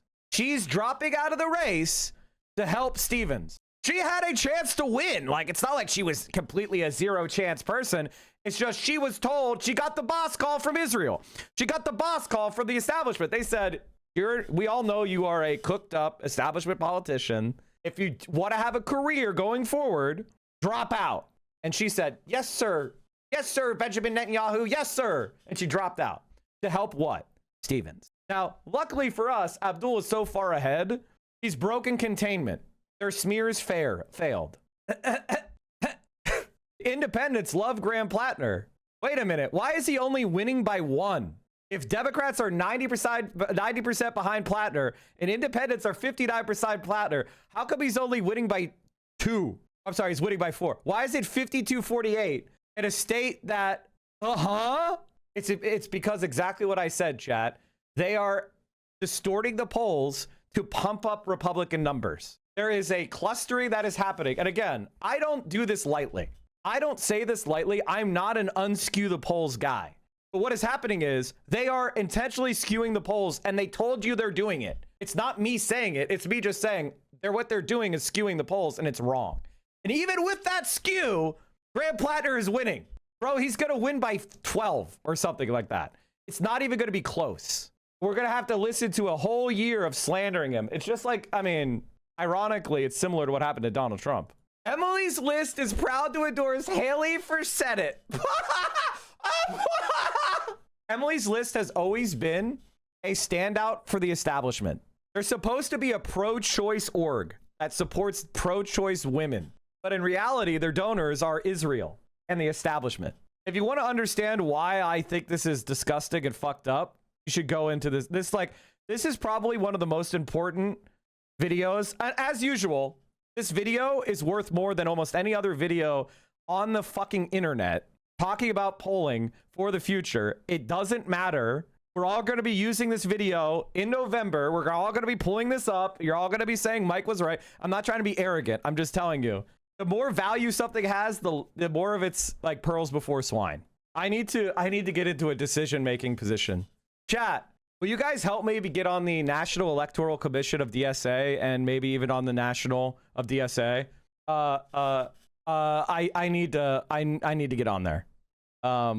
Obviously there's going to be a lot of people smearing me as a fucking whatever, but we need to get, I'm going to do that. Like, I'm going to fucking do that. Stay tuned. Probably pretty soon. I'm gonna try to, if you are in the Los Angeles area, you're gonna come to meetings with me. We're gonna set up a social or something. We'll have a social, we'll all go together. I'll hire a fucking bus and we will drive over to the meeting. I swear to God. Everybody take showers, yes. I swear to fucking God. You have a guy on the NEC at OCDSA, how will you come visit? Be generic. Message me after the stream and tell me, like, the one thing that I have neglected is learning DSA procedures, because I haven't had this ambition until the last 6 months. And I've just been kind of a platformist and like providing my opinion and supporting the org. But I'm starting to realize that Hassan and I have way more clout than the average like leaders of DSA, and we need to be more directly involved because I don't see them meeting the moment. Mike, I sent you the application to join the NEC on Discord at X. When did you do that? Just at me again. This terrible Jared Moskowitz poll shows the risk of running a pro-ICE, pro-Israel, pro-Doge, corporate Dem versus the GOP. Moskowitz's own poll has a +1 over Moranis. We're at +9. He's +10 over Singer. We're +12. No, like, I told, it's so funny. Chat, I hate everyone. Hit apply here. Oh, okay, thank you.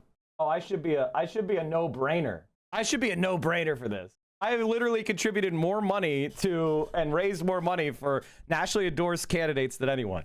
So they're doing it again. Yeah, we saw that. I'm sorry for being so arrogant lately, chat. It's not that I'm trying to be arrogant. I'm just trying to speak plainly. Where it's like, the reason why I'm confident, it's because we have to do it. And nobody else, very few people, there are some people that are agreeing with me, but I don't see the right motion happening. So I'm realizing that if I don't do it, nobody will. Am I the #1 DSA fundraiser of all time? No, it's probably Hasan, because it's Hasan. I'm probably number 2. All right. It's not that crazy. Need some ice. Or not as crazy as Republican House Speaker Mike Johnson wants you. That is the message in a new ad running throughout this July 4th weekend from the Progressive Change Campaign Committee. It is a political action committee that identifies itself as a million-member grassroots organization building progressive power at the local level, at the state level, and at federal levels. Watch this.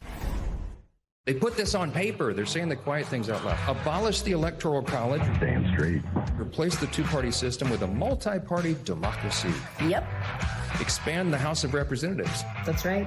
Establish public ownership of the largest corporations and essential industries to ensure democratic control and accountability to the people. Hell yeah. Y'all, it goes on and on and on.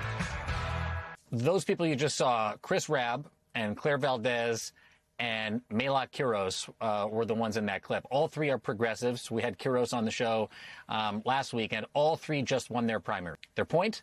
That these are not crazy ideas. They are winning messages. Like Melot Kiros told me on this program last weekend, these ideas are resonating with people. And while centrist Democratic candidates are also winning their primaries, the progressives and even the Democratic socialists, they're having a moment. It is undeniable.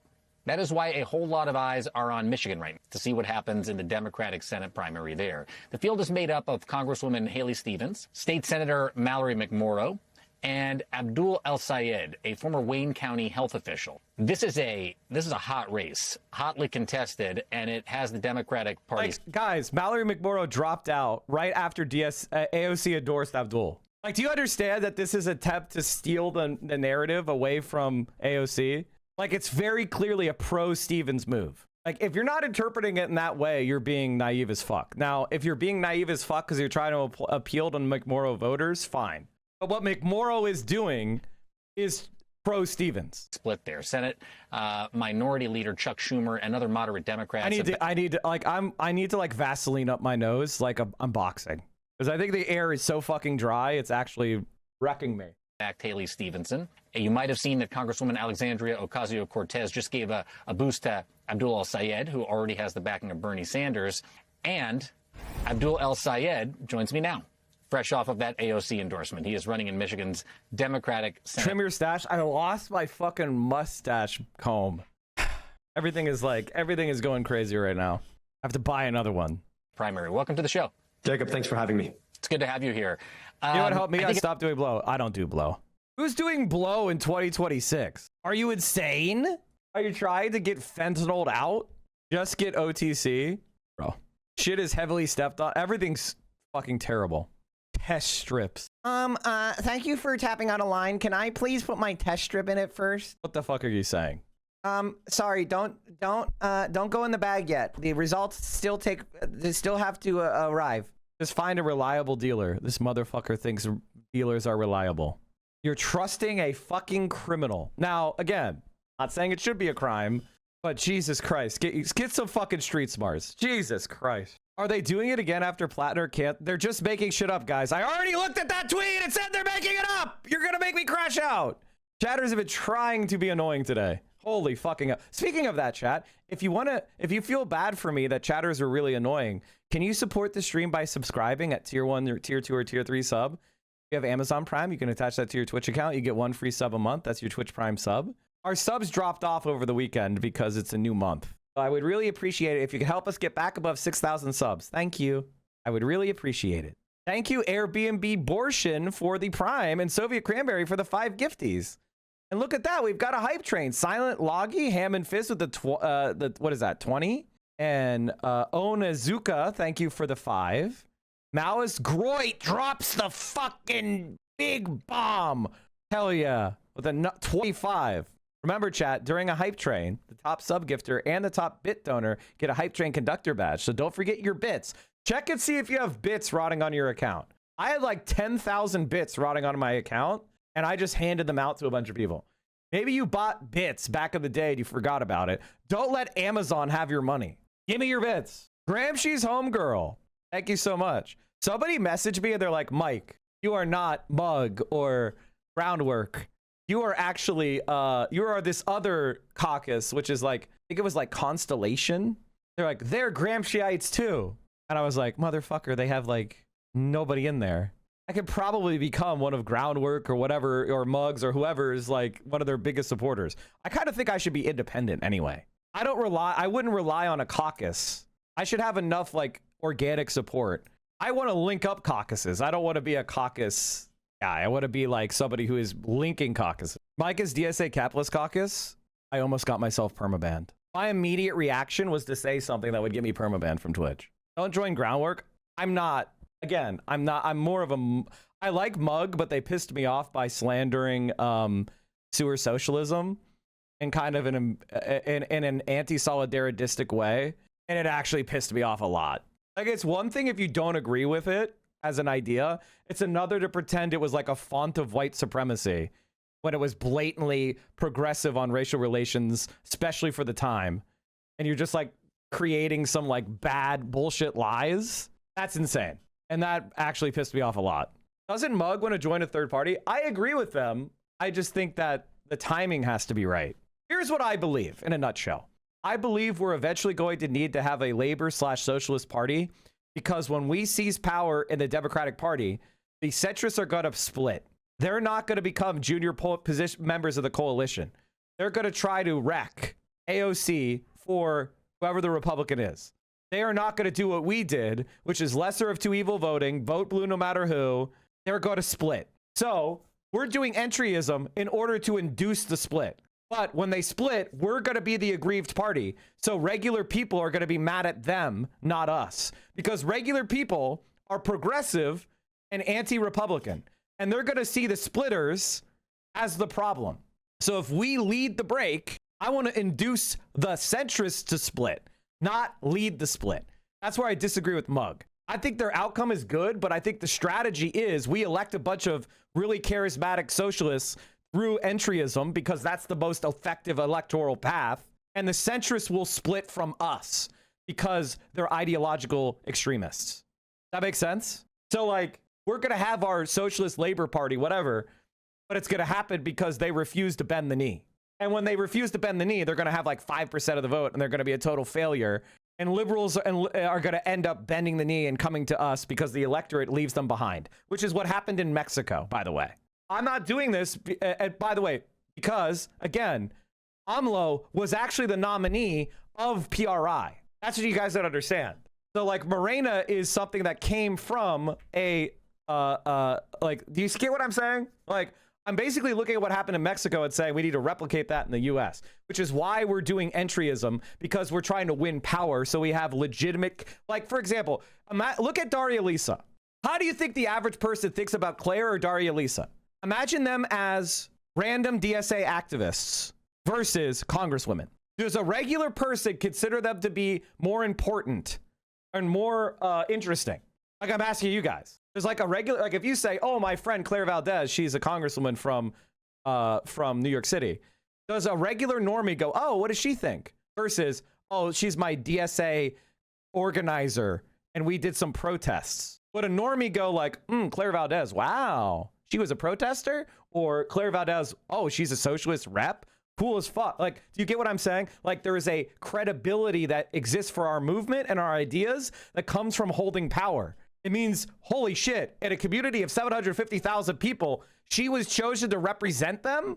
That is a serious leader versus I'm saying all the right things. And I think that for a lot of people that are part of the third party idea, they think that just having the right ideas is enough to persuade, because that persuades them. To them, they don't truck with the capitalist state and the petty bourgeois and the bourgeois electoral politics. I don't care about that, but regular people do. So by winning elections, you are validating your ideas for regular people, for them to even consider them. You understand? And so we're using electoralism not because we are using elections, but not electoralism. It's electoral runs. Like we are literally we're validating our ideas as legitimate through winning elections. Now the implementation of our ideas is going to run into all sorts of constraints, but by running into those constraints, we're exposing the contradictions of our system. We're exposing the bourgeois dictatorship. It's not just rhetoric. People can see it. They can feel it. And that is why I agree, why I believe what I believe. Does that make sense? Do you guys disagree with what I'm saying, or what do you think?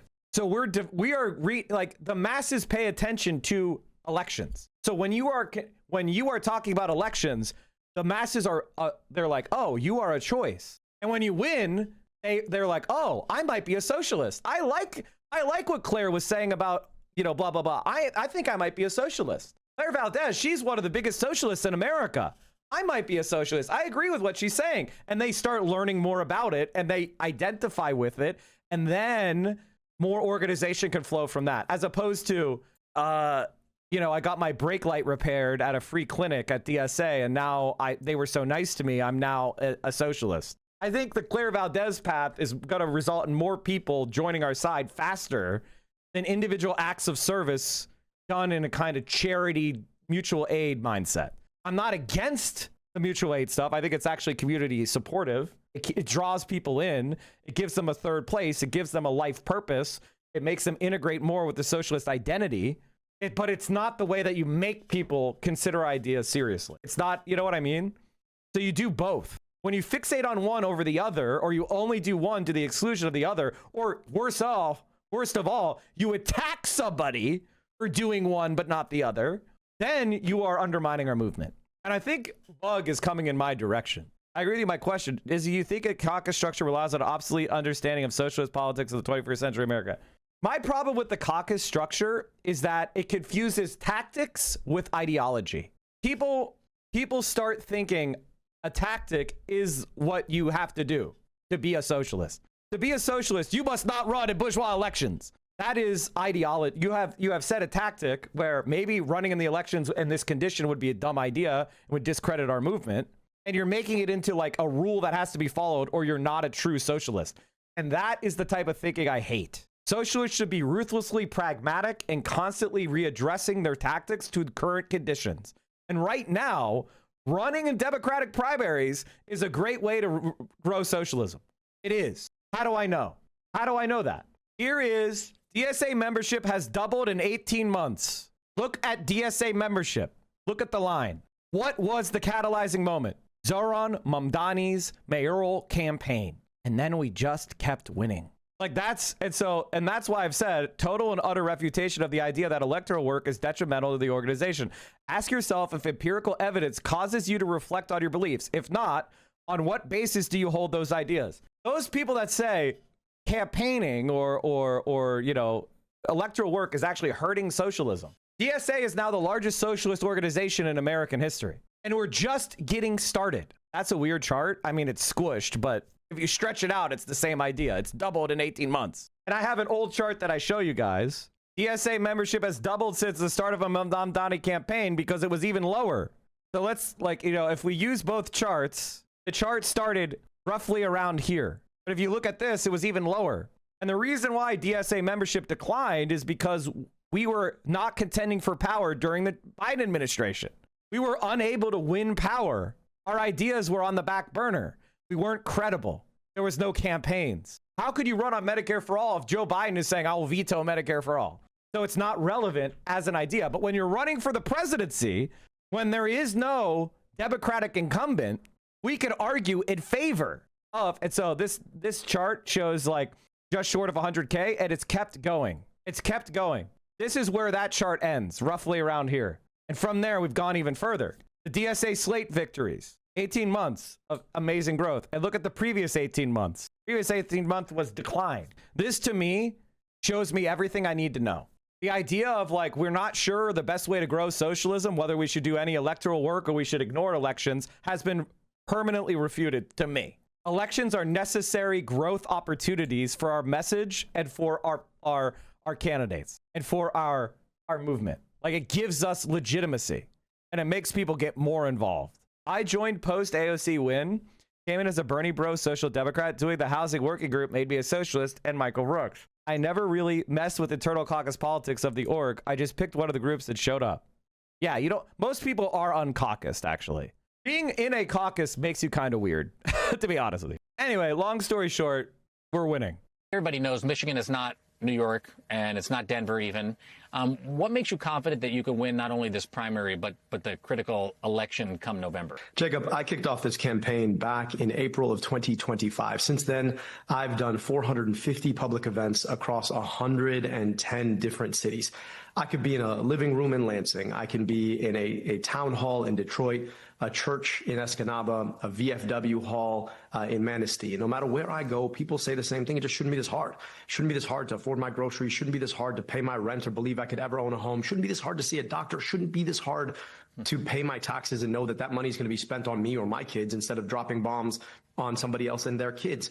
That is the same frustration I think we're hearing echoing up and down the country right now. And they want politicians who aren't focused more on the direction of a political party and focused more on whether or not they're going to be able to afford their lives.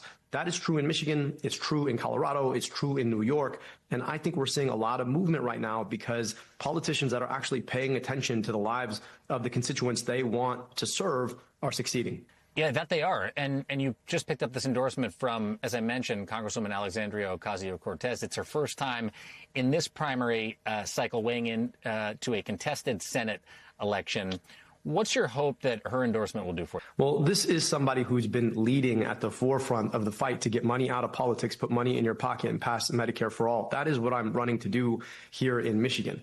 Given her leadership as a strong, capable leader and the fact that she has established what it looks like for a generation to talk through and connect across a number of different generations. What she represents, I think, is true to the ideals that Michiganders want to see and also what is expressed. She's speaking to the frustrations that I'm hearing up and down my state. And so we're trying to build a movement where we get money out of politics, put money in your pocket, pass Medicare for all. A lot of people want to say, oh, is this far left or where does this stand on some ideological spectrum? But most Michiganders aren't asking about an ideological spectrum. They're asking, how am I going to afford gas to get to work? And is that job going to be there for me tomorrow and tomorrow again? Can I get health care if I get sick? And the answer, unfortunately, for too many people is no. And we're leading a movement to try and address that by getting money out of politics so our politics can finally be of the people, by the people, and for the people again.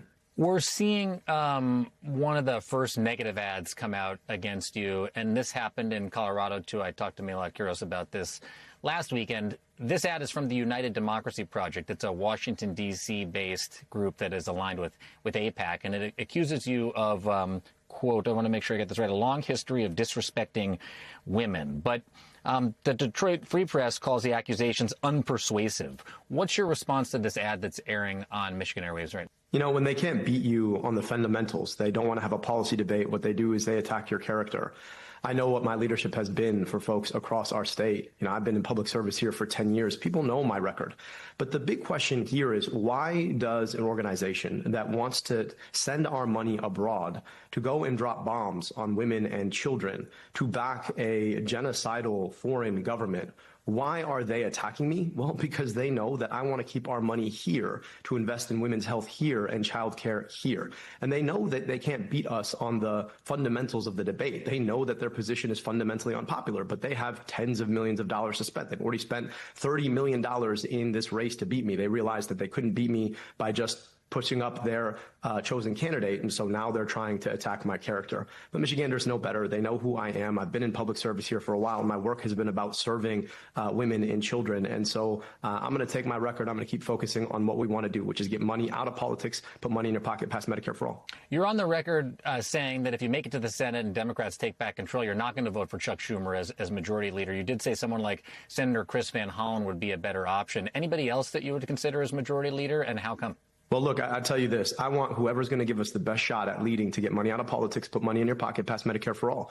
And I know right now the leadership that we've had for too long on the Democratic side is a lot more interested in courting big money into our politics. We've watched as money has come out of our politics, and we don't yet have Medicare for all, not even a movement for it. And so we need leadership that is going to lead forthrightly on these questions. I think Senator Van Hollen has demonstrated he has the right combination of statesmanship and legislative acumen and leadership on these issues, I think he'd make a fantastic Senate Majority Leader when we win the Senate. Abdul El-Sayed running for U.S. Senate in Michigan. We're going to be following this one closely. Looking forward to having you back on the broadcast and covering this race between now and Election Day. Thanks so much. Thanks for having me. God. Dow just hit a new all-time high. Hell yeah, brother. Dow, Trump plugs Dell at first ever White House opening bell, sending shares soaring. Presidency as a pump and dump scam.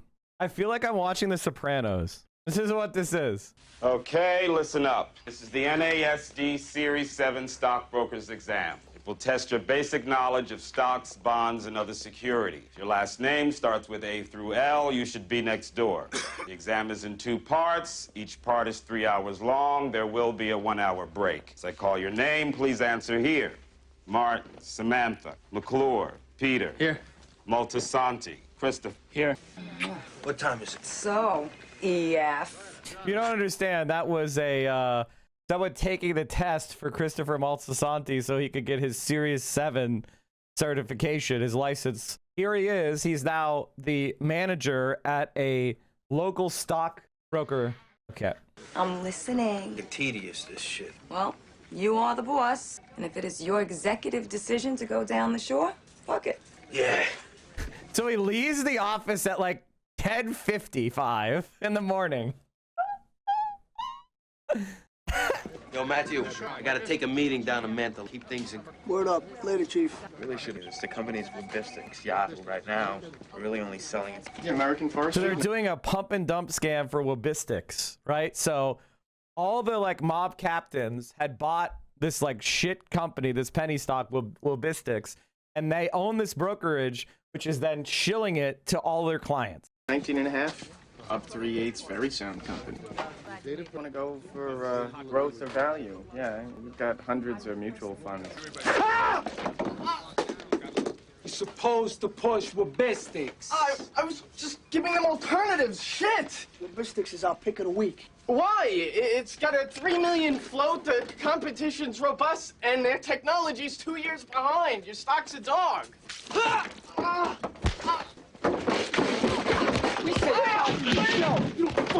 Buy Dell Computer, guys. Buy Dell Computer. Think about it. Stop! Hey, stop that! Hey, I'm still the manager here. This is unacceptable. Where's Maltasanti? I'm gonna make a call. You think I don't know who really runs this operation, huh? Back in your fucking... Now, obviously, these guys, Maltasanti would never do this. These guys are trying to show initiative, right? They're trying to get into the mob by showing initiative. But this is not how you deal with stockbrokers that are normies. Big mistake, big mistakes. Anybody else got a problem with logistics? You want a drink? No. Before we commence, 1,000 thank yous for Webistics. I sold off some of my Disney to buy. My pleasure. So, what do we stand this month? Your uncle's petitioning to get out of jail on a medical pending trial. Anyway, amazing show. We love The Sopranos here. The insiders all got a tip. Buy, pump, and dump. It was recently revealed that Trump bought a bunch of stocks before the tariff pause. Mike, I was wrong. We have 2 NEC members. Yeah.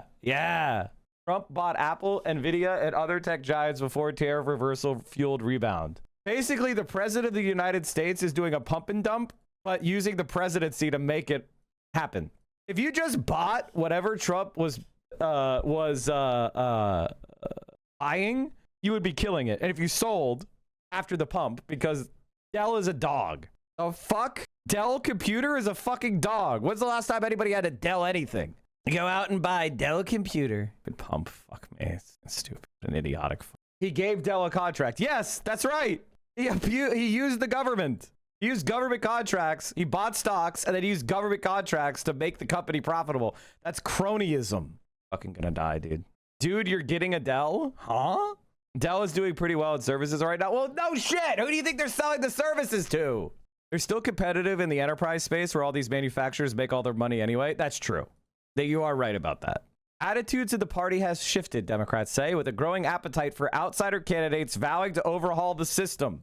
Some worry that the trend could be costly in November. One of the funniest things you'll hear is that people are anti-populist. But whenever I hear that people are anti-populist, I start to think they don't know what it means. Like, you know how earlier we had people that were struggling with mid and good?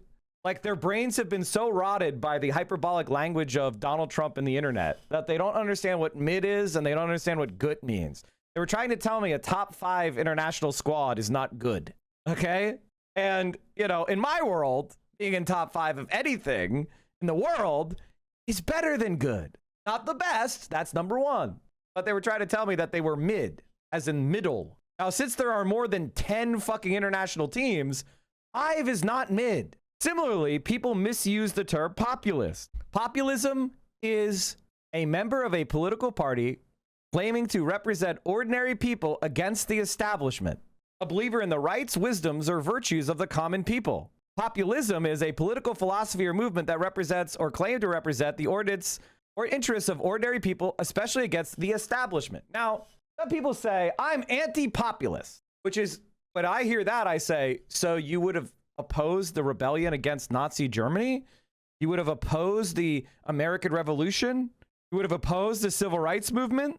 You never think the establishment is working against the interests of common people, ever. Populism is a condition. Either the elites and the establishment, the government, is serving the interests of the common person, or they aren't. I assert that right now they are not. And so we need to have a movement to replace that establishment till we get an establishment or a system that actually serves the interests of the common people. We've had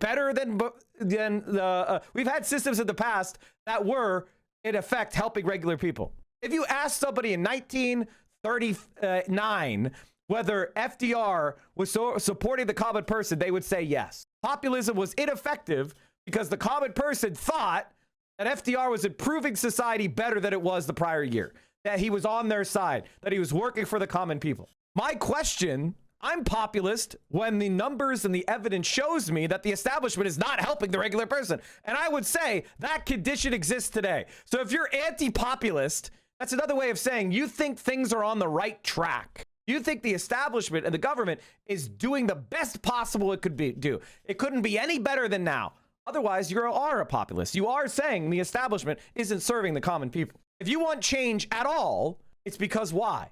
Unless you think that the common people are being helped too much and you want to help the elite more, you want to take away shit that the regular person is currently getting, that's the only type of anti-populist you could be. Kramer said to buy NVIDIA.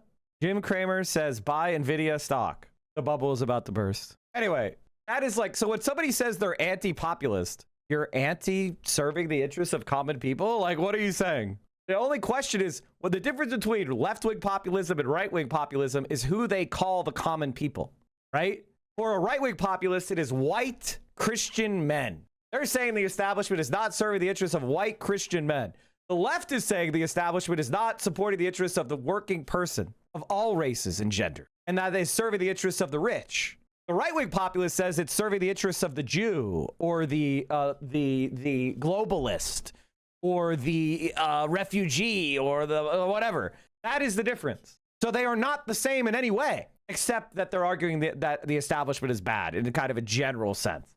But every detail is different. And right-wing populism is actually fake because they're using those racial animus or religious bigotry or whatever in order to take away more stuff from the worker and serve the interests of the capitalist class. And they're doing so by dividing and conquering workers. 8 years ago, Democrats won the House after elevating scores of candidates calling for good government and incremental healthcare improvements.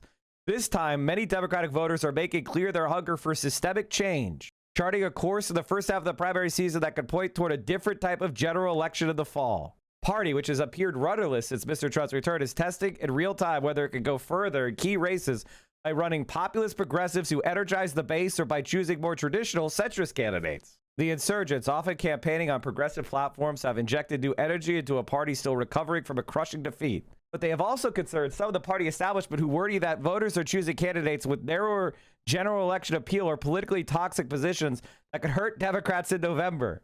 God, these centrist Democrats are going to be so fucking annoying, dude. The problem was I don't even think they would vote to increase the party's power. That's the thing that's like if they were a centrist, but they were actually like, yeah, we'll vote to make DC a state and we'll vote for like getting rid of the filibuster and shit, then it would be worth it just for that. But I think they're honestly useless. They're just absorbing the anti-Republican energy and they're going to use that energy to help defend the Republican Party. That's the thing that worries me. Many of the Democrat upstarts who gained traction this year have been critical of Israel, embraced universal health care, run on generational change, and advocated a more combative posture against Mr. Trump. 80% of the party's supporters said the political and economic system needed to be torn down entirely or overhauled in a major way. Graham Plattner, who won the nomination despite unsettling disclosures about his past, and Governor Janet Mills, whom he handily defeated, haven't spoken since his primary victory, he said last week. In Purple, Wisconsin, Francesca Hong, a Democratic socialist, is seeking nomination for governor, a prospect that has alarmed some Democrats. In New York, 3 self-described Democratic socialists won House primaries in deep blue districts last month. Their victories echoed another 2018 win of another insurgent progressive, AOC. One of those victors in New York was a political newcomer, Daria Lisa, who had for years posted on social media in crass and profane terms. Oh my God!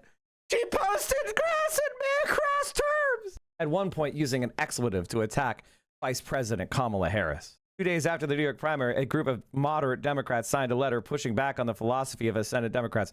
We are capitalists, not socialists. Tom Swazi, a centrist from Swing New York District who helped lead the letter, said the rise of Democratic socialist candidates was an understandable response to politicians' tone deafness in the face of an affordability crisis. The Democrats were never going to win the majority by just appealing to the extreme base. The Republicans are always going to get 40%. The Democrats are always going to get 40%. It's the fight over the 20% in the middle. So when you say in the middle, that's a lie. That's a fucking lie. There's no more than 2 to 3% in the middle. The 20% in the middle, most of those people are actually even further to the left of the Democratic Party. That's the lie. If you're talking about true centrists, true moderates, they don't exist. The contours of the general election are not yet. There's far more people that are like disillusioned by the Democratic Party's fecklessness, probably 10 times as many. As people are like, I don't know if I like Donald Trump or I don't know if ICE is good or not. I don't know, guy. The economy is not like that. Is not very many people. I kind of go back and forth. I vote every time, though. That's like no one. The contours of the general election are not yet clear. Democrats expect to once again capitalize on Mr. Trump's unpopularity. They accomplished that in 2018 with fall campaigns designed not to alienate suburban swing voters. But John Fleischman, a Republican strategist, the guy who's trying to get us to, hey, he works really hard to defeat Democrats. He's like, guys, what you're doing is hurting your chances of beating me. This isn't complicated. If you occupy the center to the left, you're going to win. That's a huge coalition. This is just honestly like embarrassing. This is honestly embarrassing. Did Donald Trump occupy the center?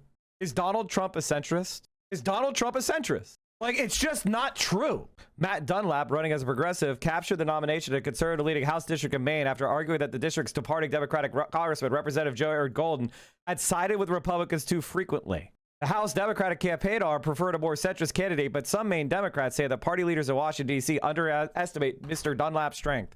And by the way, this is very important to understand that Jared Golden ran, he is the House's John Fetterman. He ran as a, quote, progressive, pragmatic progressive who supported Medicare for all. That's how he originally ran. And then he shifted to the far right of the party, abandoning his old views. He is a John Fetterman.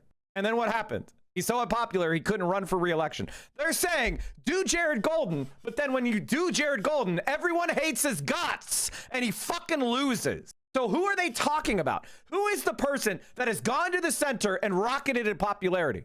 Who is it? They don't exist. The House Democratic campaign arm preferred a more centrist candidate, but some Maine Democrats say party leaders underestimated his strength. While some see primary wins by progressive insurgents as detrimental to Democrats' chances in November, others argue that fire bans will generate enthusiasm that has been lacking in the party. Some of the insurgent Democrats who scored victories are not all that different ideologically from established Democrats they defeated. That is patently wrong. And I honest to God think that if you say this, you are either stupid or you're a complete fraud. And the fact that this is published is embarrassing. I mean, I don't know what else to say.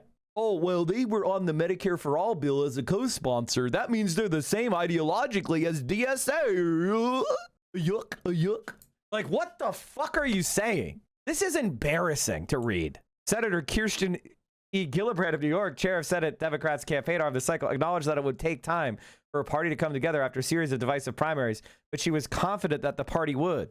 People will vote differently than they ever have before because they're not happy. In 2018, it used to be about restoration, said Jesse Ferguson. Now it's about renovation. unless you're gutting to the studs. They see, basically, Kirsten Gillibrand and Chuck Schumer, they want to do the landlord special of the Democratic Party. And we want to do a stud gut. Now, I don't know about you, but there's fucking lead pipes and knob and tube electrical wiring, and it doesn't have any internet. And the roof is leaking, and the foundation is cracked. Now, personally, I would take a bulldozer and clear it all out because there's nothing to reclaim in this asbestos lead paint ridden shithole. But other people have like nostalgia because of, I don't know, the roof line. It's a fucking dump. But if we gut it, we clean out all the fucking roaches and rats, and then we build it from the ground up, maybe we can make something out of it. We'll save some money on framing. It's time to stop calling democratic socialism extreme. It's anything but. Michael McDonald from Cleveland, 675 replies. Top response. These are Mike from Ohio. This is what New York Times readers who are logged in to comment are recommending. Guys, do you understand how much of a fucking landslide we're going to win? Our only problem is not taking enough shots. So what we need to do from now until November is line up as many shots as we can. As many as we can. Because we're going to hit them all. Or nearly all. Well, everybody, that's going to be it for me today. Here's all my links. Don't forget, we've got a brand new episode of the Reaction Podcast with Josh about Ben Shapiro. Everybody else made a Ben Shapiro video this weekend. So go check out our new Ben Shapiro episode. Just me and Yagopnik because Freda was sick. So please free Freda by subscribing to the Patreon. And we'll check it all out. Sending you guys over to Vio, who's finally streaming again. All right, everybody. Stay safe. Solidarity forever. Socialism will win. And so will the United States. I'm going to go turn on the game. Peace.